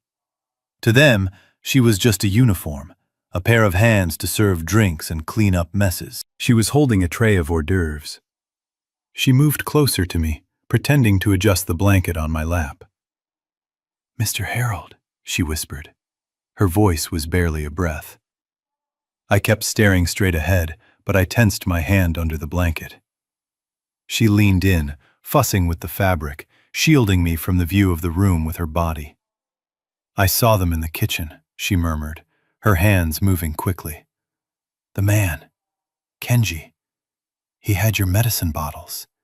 He emptied the heart pills and put in something else. White powder.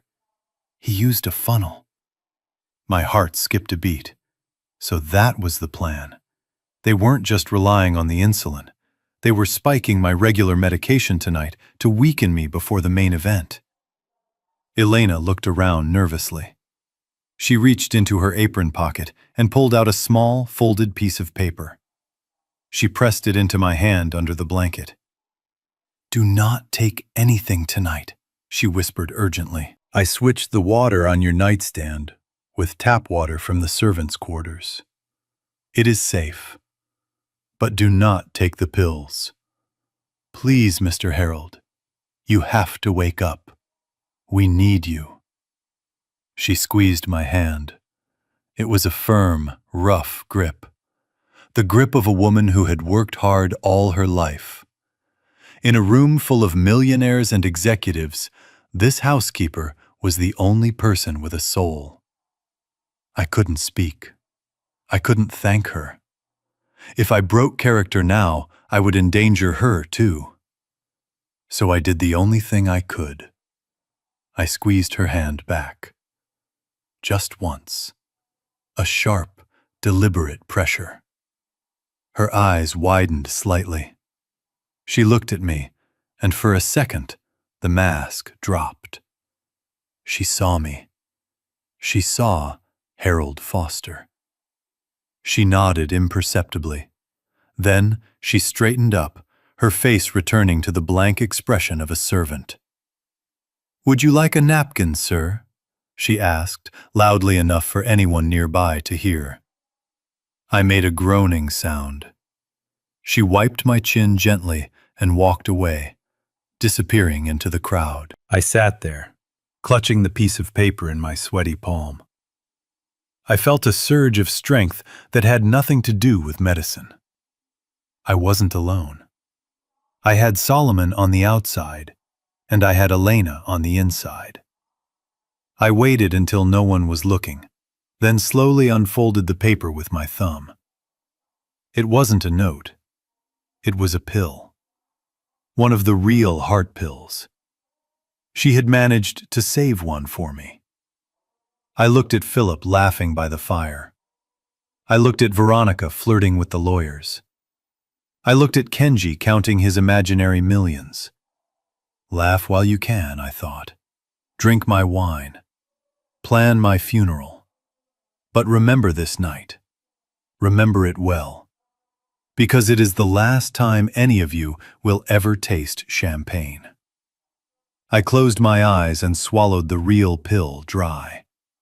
It scraped my throat, but it tasted like hope. Tomorrow, the heavy lifting begins. But tonight, I survive. And thanks to a brave woman with flour on her hands, I was going to make it to the morning. The morning light that filtered through the heavy curtains was gray and unforgiving. It was Friday, the 13th, a fitting date for the funeral my wife had planned for me. But as I lay there, listening to the rain tap against the window pane, I didn't feel like a man marching to the gallows. I felt like a coiled spring. The fear was gone. The hesitation was gone. All that was left was a cold, hard determination that settled in the pit of my stomach like a stone. Veronica entered the room at precisely 7 o'clock. She didn't come alone. She brought the smell of fresh coffee and pastries, a scent that filled the room and made my empty stomach rumble in protest. But she didn't bring a tray for me. She brought a garment bag. "Good morning, Harold," she said, her voice brisk and businesslike. "Today is the big day. We need to get you ready." She unzipped the bag. Inside hung a suit. It wasn't one of my Navy power suits, the ones I wore when I was closing deals and crushing competitors. It was black. Pitch black. The fabric was heavy, somber. It was the suit I had worn to the funeral of a business partner 3 years ago. It was a suit for mourning. She wants me to look like a corpse before I am even dead, I thought. "Come on, up we go," she said, pulling the covers back. She didn't call the nurse. She wanted to dress me herself. It was part of her ritual, a final act of ownership. She stripped off my pajamas, handling my limbs with a rough efficiency. She buttoned my shirt, pulling the collar tight. Too tight. It felt like a noose. Then came the trousers, and finally, the jacket. She adjusted the shoulders, smoothing out the fabric. "You look very dignified," she said, stepping back to admire her work. "Like a statesman." I sat there on the edge of the bed, letting my head droop, my eyes unfocused. My stomach growled loudly, an embarrassing guttural sound in the quiet room.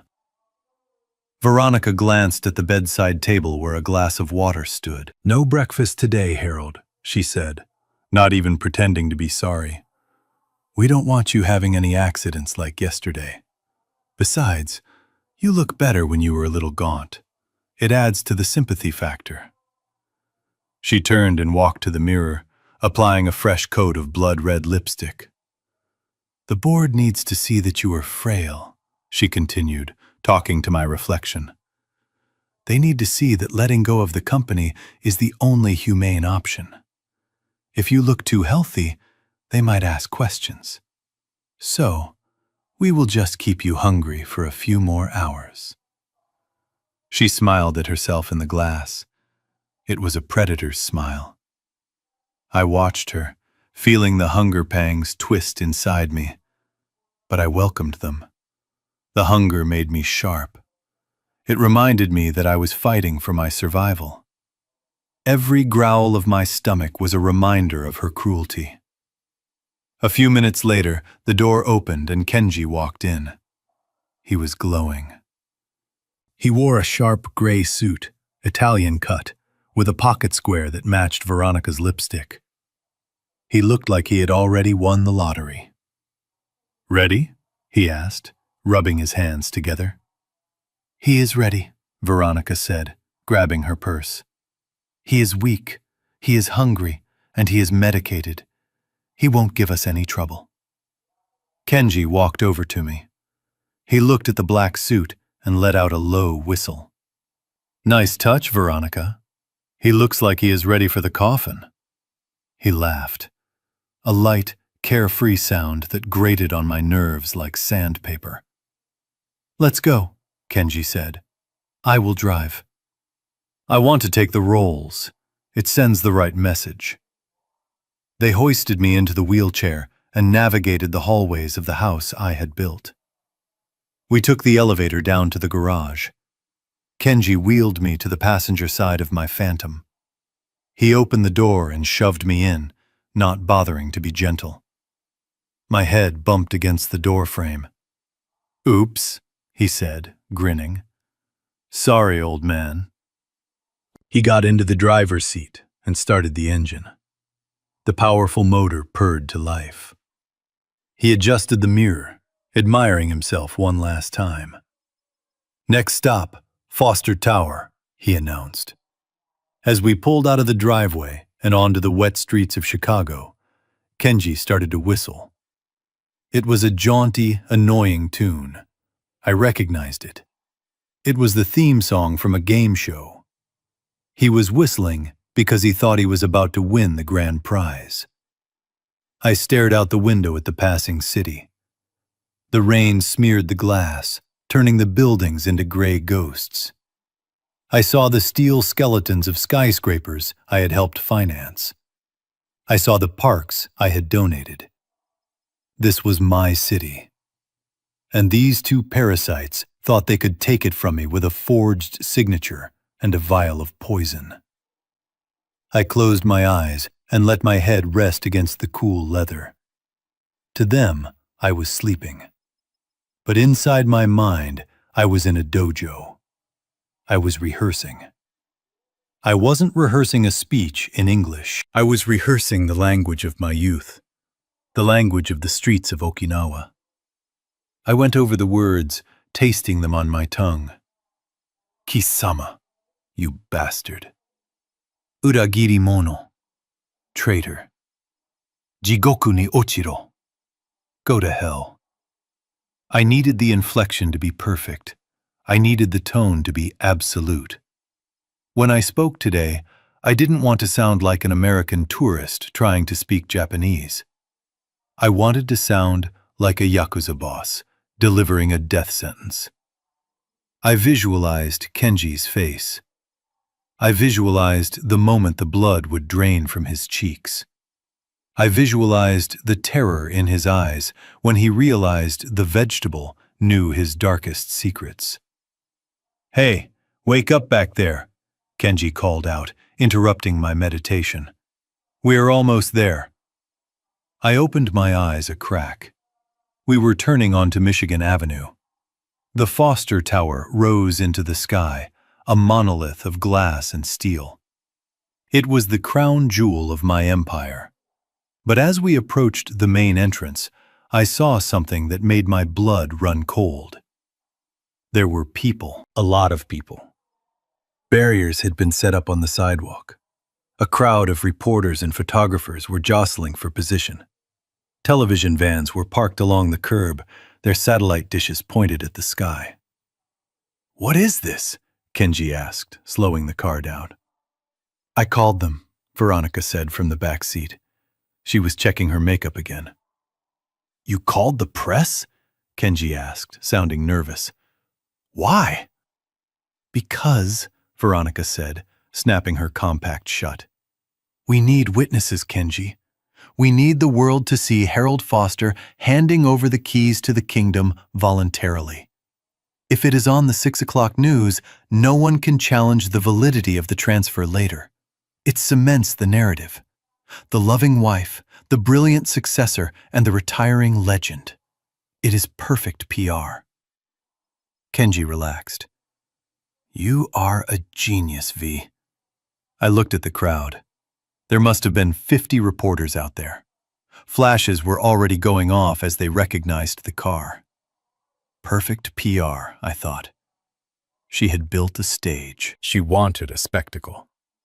She wanted the whole world to watch her moment of triumph. She didn't realize she had just invited the whole world to watch her execution. Kenji stopped the car right in front of the red carpet. The doorman, a man named Eddie who had known me for 20 years, rushed forward to open the door. He looked concerned when he saw me slumped in the seat. "Mr. Foster?" Eddie asked, leaning in. "Get the wheelchair, Eddie," Veronica barked as she stepped out, instantly putting on her sad, brave face for the cameras. Eddie scrambled to get the chair from the trunk. Kenji got out and walked around, waving to the cameras like a movie star. They pulled me out of the car. The cold air hit my face, waking me up fully. The noise was deafening. Shouts of, "Mr. Foster, over here!" and "Mrs. Foster, how is he doing?" filled the air. Veronica stood beside me, placing a protective hand on my shoulder. She looked at the cameras with teary eyes. "He is doing the best he can," she told a reporter from Channel 5. "Today is a hard day, but a necessary one. We just want to do what is best for the company."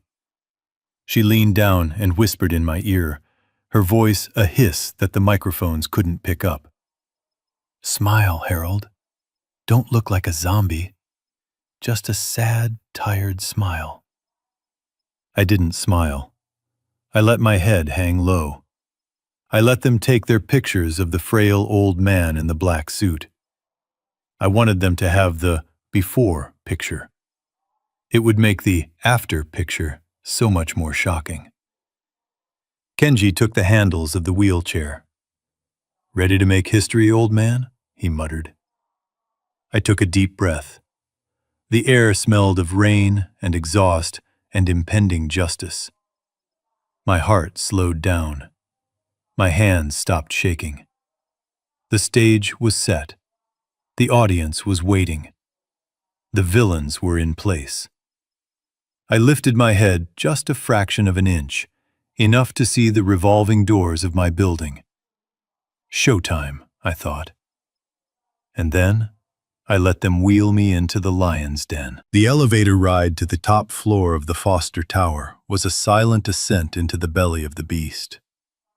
The hum of the machinery was the only sound in the confined space, a stark contrast to the flashbulbs and shouting reporters we had just left on the sidewalk. Veronica stood behind my wheelchair, her breathing steady and calm. Kenji stood in front of the doors, checking his reflection in the polished brass panel, adjusting his tie knot by a fraction of an inch. He looked ready for a coronation. I sat slumped in the chair, my chin resting on my chest, watching the floor numbers climb. 40, 50, 60. Every ding of the bell brought me closer to the moment I had been waiting for, the moment that would define the rest of my life. The doors slid open with a soft chime. We stepped out into the lobby of the executive suite. The air up here was different. It was cool, sterile, and smelled of lemon polish and old money. The receptionist, a young woman named Sarah, who usually greeted me with a warm smile, looked up and froze. Her eyes darted from my limp form to Veronica's stony face. She didn't say a word.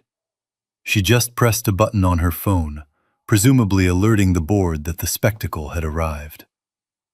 Veronica pushed me down the long corridor lined with portraits of the company's founders. My father's painting hung at the end of the hall. I felt a pang of guilt as we passed it. He had built this company on handshakes and integrity.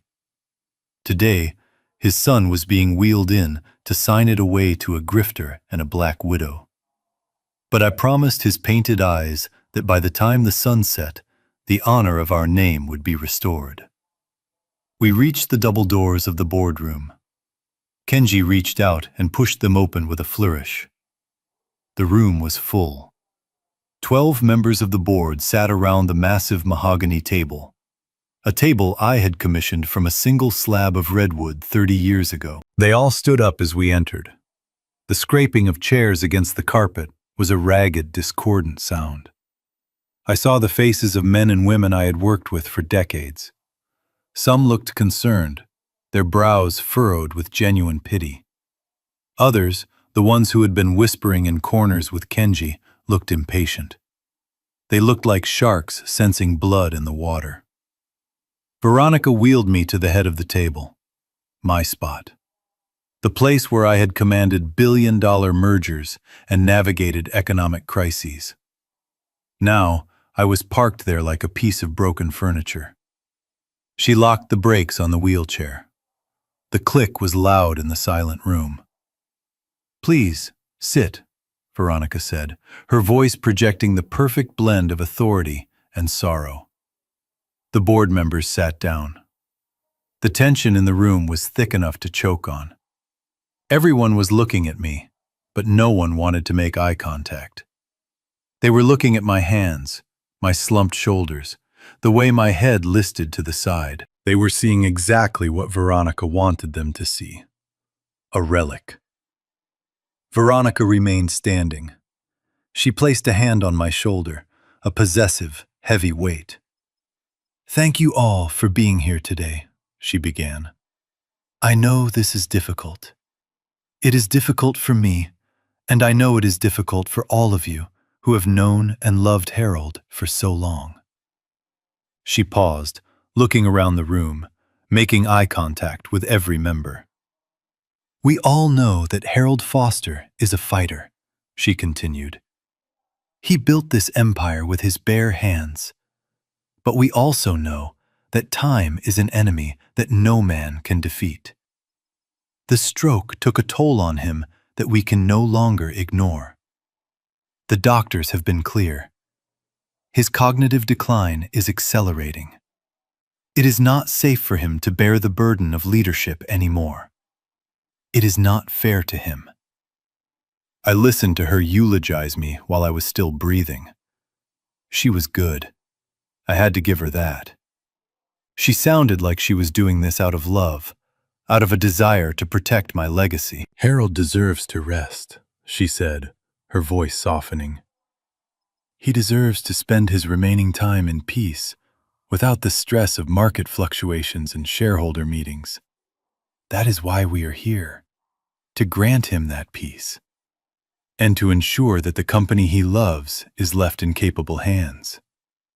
She gestured toward Kenji, who was standing near the window, looking out at the city skyline with a contemplative expression. "You all know Kenji Sato," she said. "He has been working closely with us for the past 6 months. His vision for the tech integration of our logistics division is revolutionary. He represents the future. Harold trusts him. I trust him. And today, we are asking you to trust him too. Kenji turned around.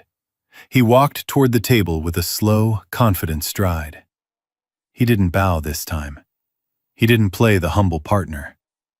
He walked like he already owned the building. "Thank you, Veronica," Kenji said. His English was crisp, professional. "It is an honor to be considered for this responsibility. I have learned so much from Harold.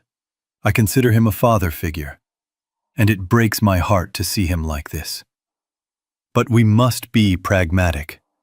The market waits for no one. We need to secure the liquidity deal with the Obsidian Fund by 5 o'clock today, or we lose a $50 million opportunity. Harold understands this. That is why he agreed to this meeting." He looked down at me. "Isn't that right, Harold?" I let out a low, unintelligible moan. I twitched my left hand. To the board, it looked like a spasm. To Kenji, it was submission. "Let's get this done," said a voice from the other end of the table. It was Philip, the CFO, the trader with the new Rolex. "We are on a tight schedule." The corporate attorney, a man named Silverman who had been paid a hefty retainer by Veronica last week, stood up. He was holding a thick leather binder. He walked over to me and placed the binder on the table. He opened it to the page marked with a yellow sticky note. The text was dense, but the bold header was clear. "Irrevocable transfer of executive power and assets." "Mr. Foster," Silverman said, his voice devoid of emotion. "This is the document we discussed. It transfers all voting rights and executive control to Mr. Sato and Mrs. Foster, effective immediately. It also grants them power of attorney over your personal estate." He pulled a gold fountain pen from his pocket. It was my pen, the Mont Blanc Meisterstück I had used to sign the deal that built the stadium. Veronica must have given it to him. Another theft, another insult. He uncapped the pen and placed it in my right hand. "Just sign right here, Mr. Foster," Silverman said, pointing to the line. I gripped the pen. My hand felt cold. I let the tremors start. I shook my hand violently, rattling the pen against the paper. Ink splattered in tiny black dots on the white page. Veronica leaned in close, her perfume suffocating me. "It is okay, honey," she whispered. "Just make your mark. I will help you." She reached out to guide my hand, but Kenji stopped her. "No," Kenji said sharply. "He has to do it himself. The witnesses need to see him sign it on his own." Kenji walked around the table and stood right next to me. He leaned down, his face close to mine. His eyes were hard, cruel. "Sign it, old man," he hissed, too low for the others to hear. "Sign it, or I swear I will burn this whole place down with you inside."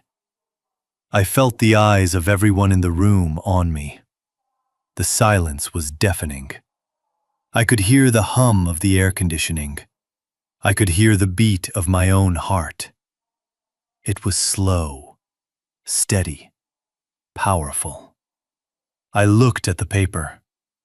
I looked at the line that would end my life. I stopped shaking. I took a deep breath. I pressed the tip of the pen to the paper. The ink flowed, forming the first loop of the letter H. And then I stopped. I didn't lift the pen. I just froze. My hand became as still as stone. The scratching sound ceased. The room held its breath. "Harold?" Veronica whispered, her voice laced with sudden panic. "Harold, what is wrong?" "Keep writing." I didn't move. I stared at the paper, but I wasn't looking at the contract anymore. I was looking at the reflection of Kenji's face in the polished wood of the table. He was frowning. He was confused. "Why did he stop?" Philip asked from the end of the table. "Is he having another seizure?" No, I wasn't having a seizure. I was taking a pause. The pause before the thunder. I tightened my grip on the pen. I tightened it so hard that my knuckles turned white. And for the first time in months, I sat up. I didn't push myself up with my arms. I used my core. I lifted my chin off my chest. I rolled my shoulders back. The slump vanished. The frailty evaporated. I turned my head slowly to the left. I looked up. I looked straight into Kenji's eyes. And I smiled. It wasn't the smile of a senile old man. It was the smile of a shark that had just tasted blood. Kenji stepped back, his eyes widening in shock. What are you doing?" he stammered. I didn't answer him. Not yet. I simply placed the pen down on the table with a deliberate, heavy click. I pushed the binder away from me. Then I cleared my throat. The sound echoed in the silent room like a gavel strike. "I don't think I will be signing this today," I said. My voice was clear. It was deep. It was the voice that had commanded construction sites and boardrooms for 40 years. Gasps erupted around the table. Veronica covered her mouth with her hand. Silverman dropped his briefcase, but I wasn't done. I kept my eyes locked on Kenji, watching the color drain from his face as the realization hit him like a freight train. I leaned forward and spoke again. But this time, I didn't speak English. "Omae wa mo owari da, Kenji." You are finished, Kenji. The boardroom exploded into chaos, but I didn't hear it. All I saw was the fear in his eyes, and it was beautiful. I slowly lifted my head from the chest where I had kept it bowed for so long. The trembling in my hands, a tremor I had practiced for months until it felt like a second skin, ceased instantly. My spine straightened, shedding the weight of the frailty I had worn like a costume. I locked eyes with Kenji. I saw the confusion flicker in his gaze, followed by a dawning, terrible realization as he watched the fog clear from my eyes, replaced by a clarity as sharp and cold as a samurai sword. I did not speak in the broken, mumbled English they had grown accustomed to ignoring. Instead, I let the silence hang for a heartbeat, heavy and suffocating, before I opened my mouth. The words that came out were not the ramblings of a senile old man. They were sharp, guttural, and spoken in the heavy, rhythmic dialect of Okinawa, the language of my ancestors, the language I had not spoken in this house for 30 years. "You intend to use my hard-earned money to pay off your gambling debts to the Inagawa syndicate? Or were you planning to use it to flee to Brazil with this woman you call a wife?" The effect was instantaneous and devastating. Kenji's face drained of all color, turning a sickly shade of gray. It was as if I had physically struck him. He fell back against the leather of his chair, his mouth opening and closing like a fish pulled from the water, no sound escaping his throat. He knew that dialect. He knew what those specific words meant. He knew that the Inagawa Kai did not forgive debts. And he knew that I knew. Veronica, however, was lost. She looked frantically between me and Kenji, her perfect composure cracking under the pressure of a language she did not understand and a tone she had never heard from me. Her voice was shrill, laced with panic as she stammered. "What are you saying? What is going on? Have you gone completely crazy?" I turned my gaze to her. It was a look devoid of the warmth I had once held for the woman I thought would take care of my son. I switched to English, my voice steady, deep, and echoing with authority. "I am not crazy, Veronica. I am not senile, and I most certainly am not stupid. I have simply been pretending to be deaf. The silence that followed was absolute. It was the silence of a tomb. I reached into the inner pocket of my jacket, the one they thought contained only tissues and hard candies. I pulled out a thick, heavy manila envelope. It landed on the mahogany table with a dull, heavy thud that sounded like a judge's gavel sealing a death sentence.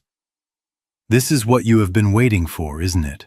I asked, my voice dangerously low. I reached out and flipped the folder open. Glossy photographs spilled out across the polished wood surface, sliding toward them like accusations. The first photo showed Kenji, sweating and disheveled, leaving a known underground gambling den in the warehouse district, flanked by two men with visible tattoos peeking out from their collars. The fear in his eyes in that photo matched the fear in his eyes right now. The next photo was of Veronica. She was not at the charity gala she claimed to be attending last month. She was at a hotel bar, her hand resting intimately on the arm of a travel agent, a man known for facilitating disappearances and new identities in South America. There were brochures for properties in Sao Paulo visible on the table. And then the final photo, the one that made Veronica gasp and cover her mouth with her hand. It was a high-resolution image of a small, nondescript glass vial being handed to her by a man in a parked car. A vial of digitalis, a heart medication that, in high doses, mimics a natural heart attack. The same medication found in the bedside drawer of my late brother before he died suddenly last year.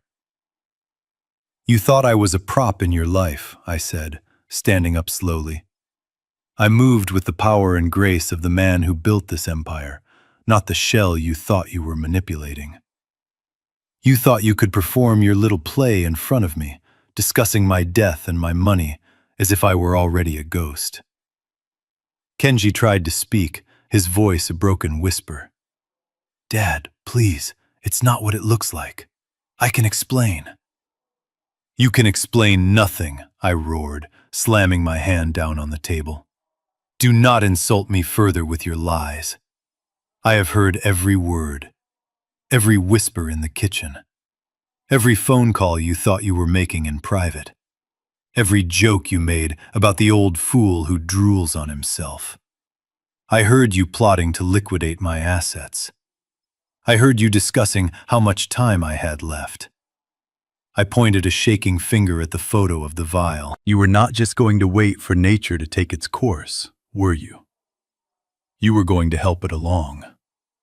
You were going to poison your own father because you lacked the patience to wait for your inheritance." Veronica began to sob, but they were not tears of remorse. They were tears of a cornered animal realizing there is no escape. She looked at the photos, then at me, her eyes wide with terror. "Who gave you this?" she whispered. "Who is watching us?" "Solomon," I replied coldly. "You remember Solomon, don't you, Kenji? You fired him 5 years ago because you said he was too old, too traditional, too loyal to me. You thought he disappeared. You were wrong.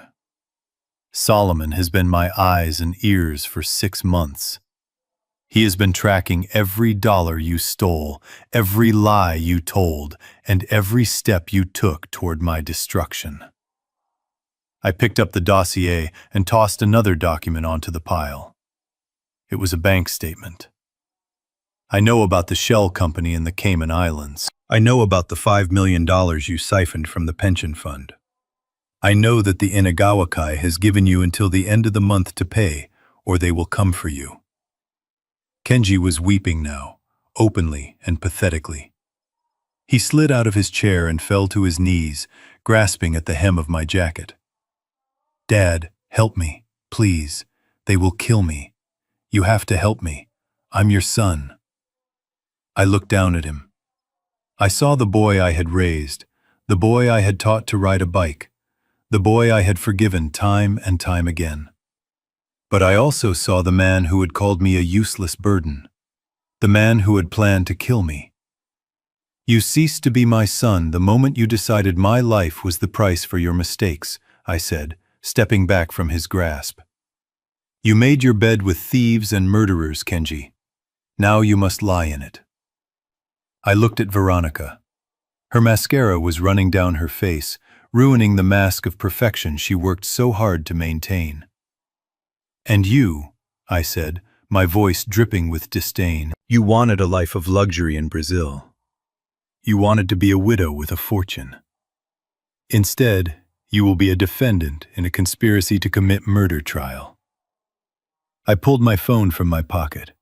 I had one button to press, one call to make that would end their lives as they knew them.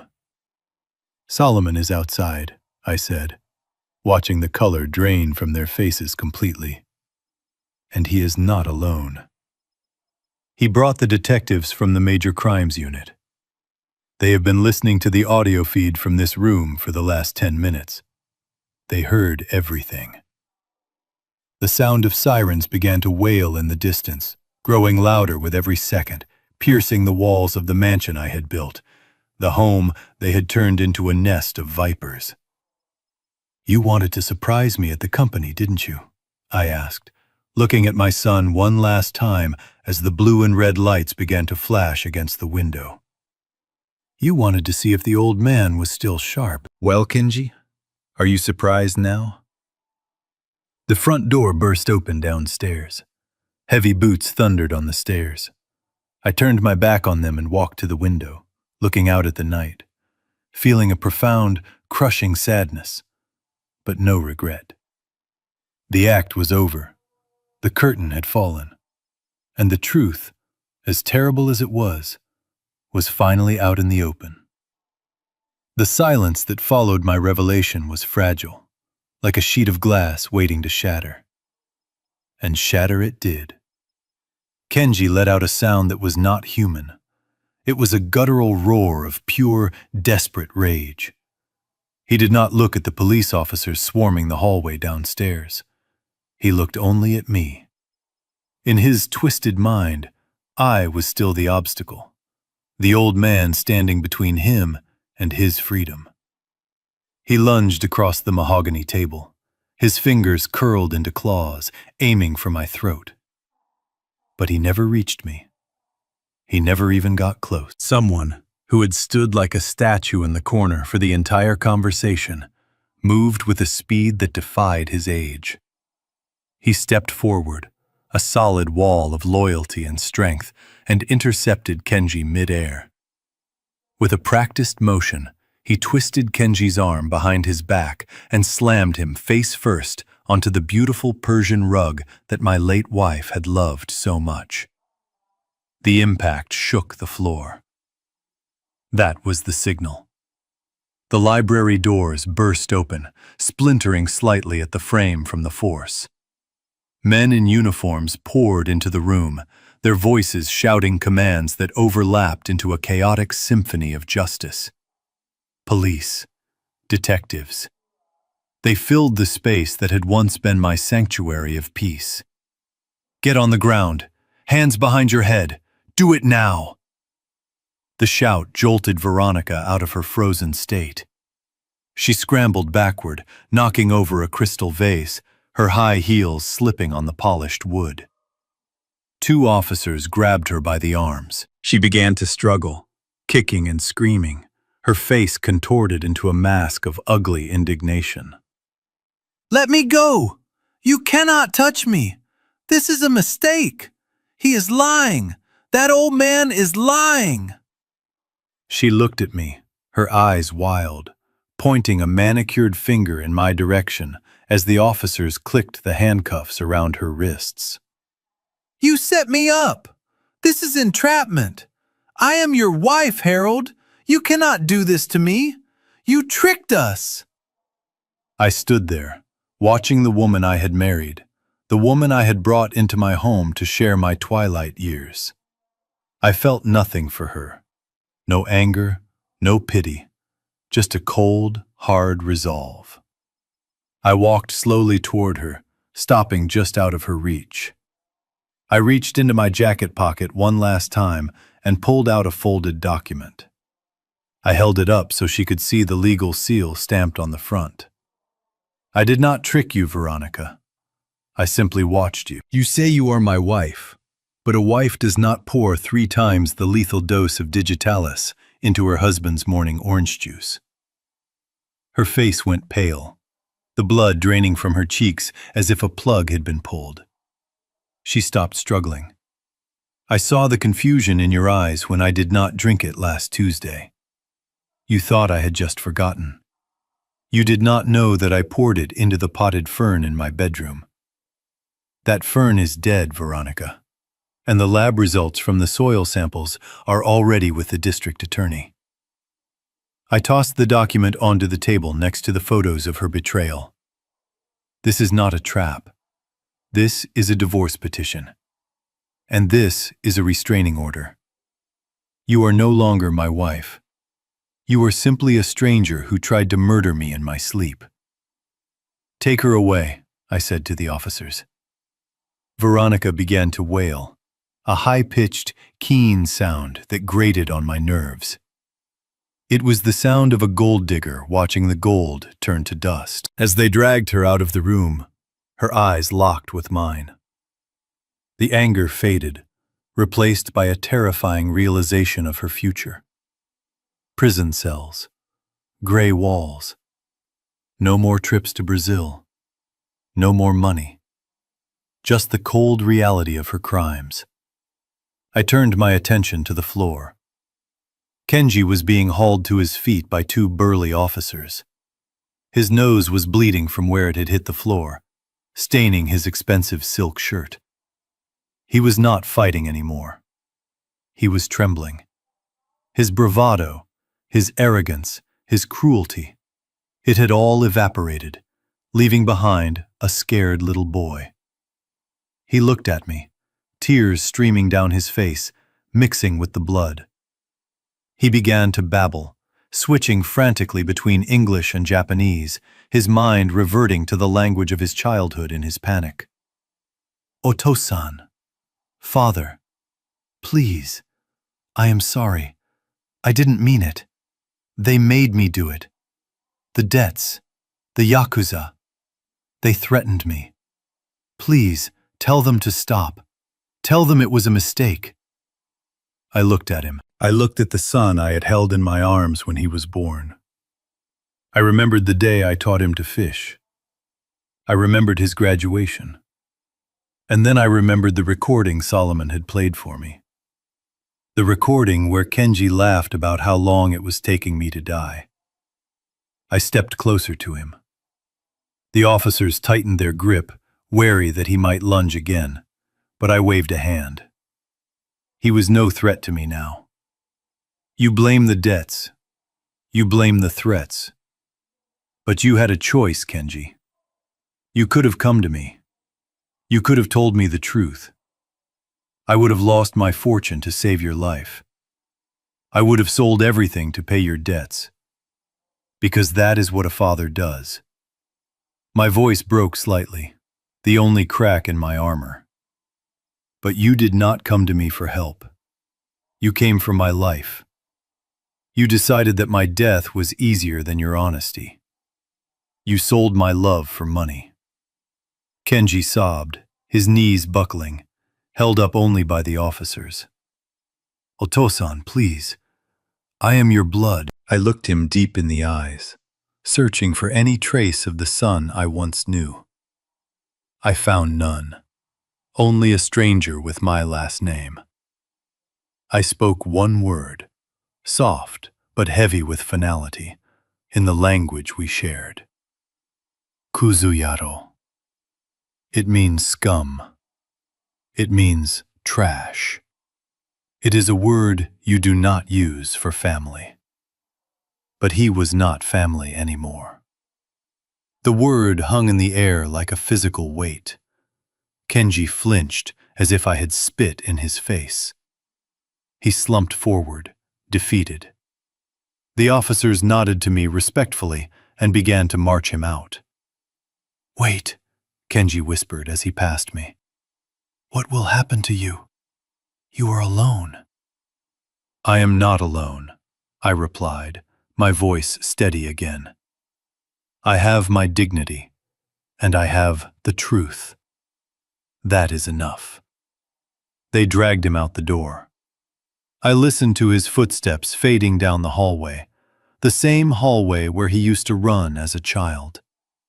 I heard the heavy front door slam shut. I heard the car doors close. I heard the sirens wail one last time before they began to pull away, taking the poison out of my life. The room was suddenly very quiet. The police had taken the evidence, the photos, the vial, the recordings. The library was empty, save for me and Solomon. The old clock on the mantel ticked loudly, marking the passing of time. Tick, tock, tick, tock. I looked around at the empty chairs. The silence was not peaceful, yet. It was heavy. It was the silence of a battlefield after the fighting has stopped and the survivors are left to count the dead. I felt a hollow ache in my chest, a void where my family used to be. I had won. I had survived. I had kept my fortune and my life. But the cost was everything I had spent a lifetime building. Solomon walked over and placed a hand on my shoulder. He did not say a word. He didn't have to. He just squeezed my shoulder gently, a reminder that loyalty still existed, even if it didn't come from my own blood. I walked to the window and watched the convoy of police cars disappear down the long driveway, their red and blue lights reflecting off the wet pavement. It was over. The acting, the pretending, the fear. I took a deep breath, filling my lungs with the cool air of the room. It tasted bitter, but it also tasted like freedom. I was Harold again, not the deaf old man, not the victim, just Harold. I turned away from the window and looked at the empty room. It was time to clean up the mess. It was time to start over. And for the first time in a long time, the future was mine to decide. 3 months have passed since the flashing lights and the sirens faded into the night, leaving my home in a silence that felt both empty and heavy. The seasons have turned outside my window. The lush green of summer has given way to the fiery reds and deep oranges of autumn. I am sitting in the garden now. It is a traditional Japanese garden that my first wife, Akiko, designed 40 years ago. She used to say that a garden is a mirror of the soul. For a long time, my garden was neglected, full of weeds and shadowed corners, much like my life. But now the weeds are gone. The stone lanterns are clean. The koi fish swim lazily in the pond, their scales flashing gold in the afternoon sun. I am drinking tea. Not the bitter stuff Veronica used to force on me, but a high-grade sencha that tastes like grass and spring water. My health has returned. It is amazing what the human body can endure and how quickly it can heal once the poison of stress and betrayal is removed. I walk without my cane now. I stand tall. The trembling in my hands is gone, replaced by the steady grip of a man who has taken back the reins of his own destiny. But while my body has healed, my heart still carries the scars. They are the kind of scars that do not fade, but I have learned to wear them with a quiet sort of pride. They are proof that I survived. I received the final update from the district attorney yesterday. Veronica pleaded guilty. She realized that with the video evidence and the soil samples from the fern, she had no defense. She tried to cry in court. She tried to play the victim one last time, but the judge was not moved. She was sentenced to 20 years in a federal penitentiary for attempted murder and fraud. I imagine her now in a cell, stripped of her designer clothes, her jewelry, and her pretenses. She wanted a life where she didn't have to work, where everything was given to her. In a cruel twist of irony, she got exactly that. She has a roof over her head and 3 meals a day provided by the state. She will have a long time to think about the difference between the price of things and the value of things. And then there is Kenji, my son, the boy I named after my own father. This is the part that keeps me awake at night, though I try not to let it show. He was not sent to prison here because of the nature of his crimes involving international money laundering and his dual citizenship. He was stripped of his American status and deported back to Japan. The authorities put him on a plane 2 weeks ago. But the law was not the punishment I feared for him. I learned through my old contacts that the Inagawa Kai were waiting for him at the airport in Okinawa. They are not men who forgive debts, and they are certainly not men who tolerate failure. I do not know exactly what has become of him, and I have decided not to ask. He wanted to embrace the dark side of our heritage. He wanted to play gangster with my money. Now, he belongs to that world entirely. It is a tragedy to lose a child, but I realized that I lost him long before the police took him away. I lost him to greed. I lost him to entitlement. So here I am, an old man in a big house. Many would think this is a lonely ending. They would think I am just waiting to die. But they would be wrong. I have never felt more alive. I looked at my bank accounts, which Kenji tried so hard to drain. The money is still there, but it no longer sits idle. Last month, Solomon and I launched the Shield of Honor Foundation. It is a legal defense and financial aid organization specifically for elderly veterans who have been victims of elder abuse and financial fraud. We hired a team of sharks, the best lawyers money can buy. But this time, they are hunting for the good guys. We are helping men like me, men who served their country only to be betrayed by their own blood. I go into the office every day. I read the case files. I meet with these men. I see the shame in their eyes, the same shame I felt. And I tell them my story. I tell them that being tricked does not make them stupid. It makes them human. I tell them that love is a blindfold that sometimes we have to tear off with our own hands. Seeing them get their dignity back, seeing them stand up to their abusers, gives me a purpose that I never found in the boardroom. People often look at the elderly and see only what is gone. They see the slow steps. They hear the soft voices. They see the wrinkled skin, and they assume that the fire has gone out. They think that old age is a time for resting and yielding, a time to sit in the corner and let the young wolves take over. But they forget something very important. The oldest wolf in the pack is not the one who is the fastest. He is not the one with the sharpest teeth. He is the one with the most scars.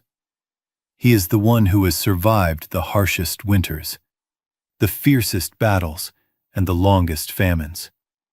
He has survived because he is patient, because he watches, because he knows when to strike. I was patient. I watched. And when the time came, I did not hesitate. I learned that you must never mistake silence for ignorance. You must never mistake kindness for weakness. And above all, you must never wake the beast sleeping inside a patient man. I lift the porcelain cup to my lips and take a slow, deliberate sip. The tea is warm and comforting. A gentle breeze blows through the garden, shaking a few red leaves from the maple tree. They drift down and land softly on the surface of the pond, causing ripples that spread out further and further until they touch the edge. My life is calm now. The storm has passed. I place the cup back on the saucer with a soft clink. I close my eyes and let the sun warm my face. I am Harold. I am a father who was betrayed. I am a husband who was deceived. But I am still standing, and I am finally free. This story teaches us a profound lesson about the nature of strength and the peril of underestimating the elderly. It reminds us that wisdom and experience are formidable weapons that should never be disregarded. The characters in this tragedy learned too late that silence is not always submission, and that the unconditional love of a parent is not a license for abuse. It serves as a stark warning that greed can blind us to the true treasures of life, like loyalty and family, eventually leading to our own destruction. True power lies not in manipulation, but in dignity and the resilience of the human spirit. Thank you for listening to this emotional journey. If Harold's strength inspired you, or if you believe in justice for those who have been wronged, please hit the like button and share this story with your friends and family. It helps more than you know. And I want to know from you. Do you think Kenji deserved his fate? Or was it too harsh? Let me know your thoughts in the comments below. Don't forget to subscribe and turn on notifications so you never miss a new story. Until next time, stay strong and cherish the ones who truly love you. Goodbye.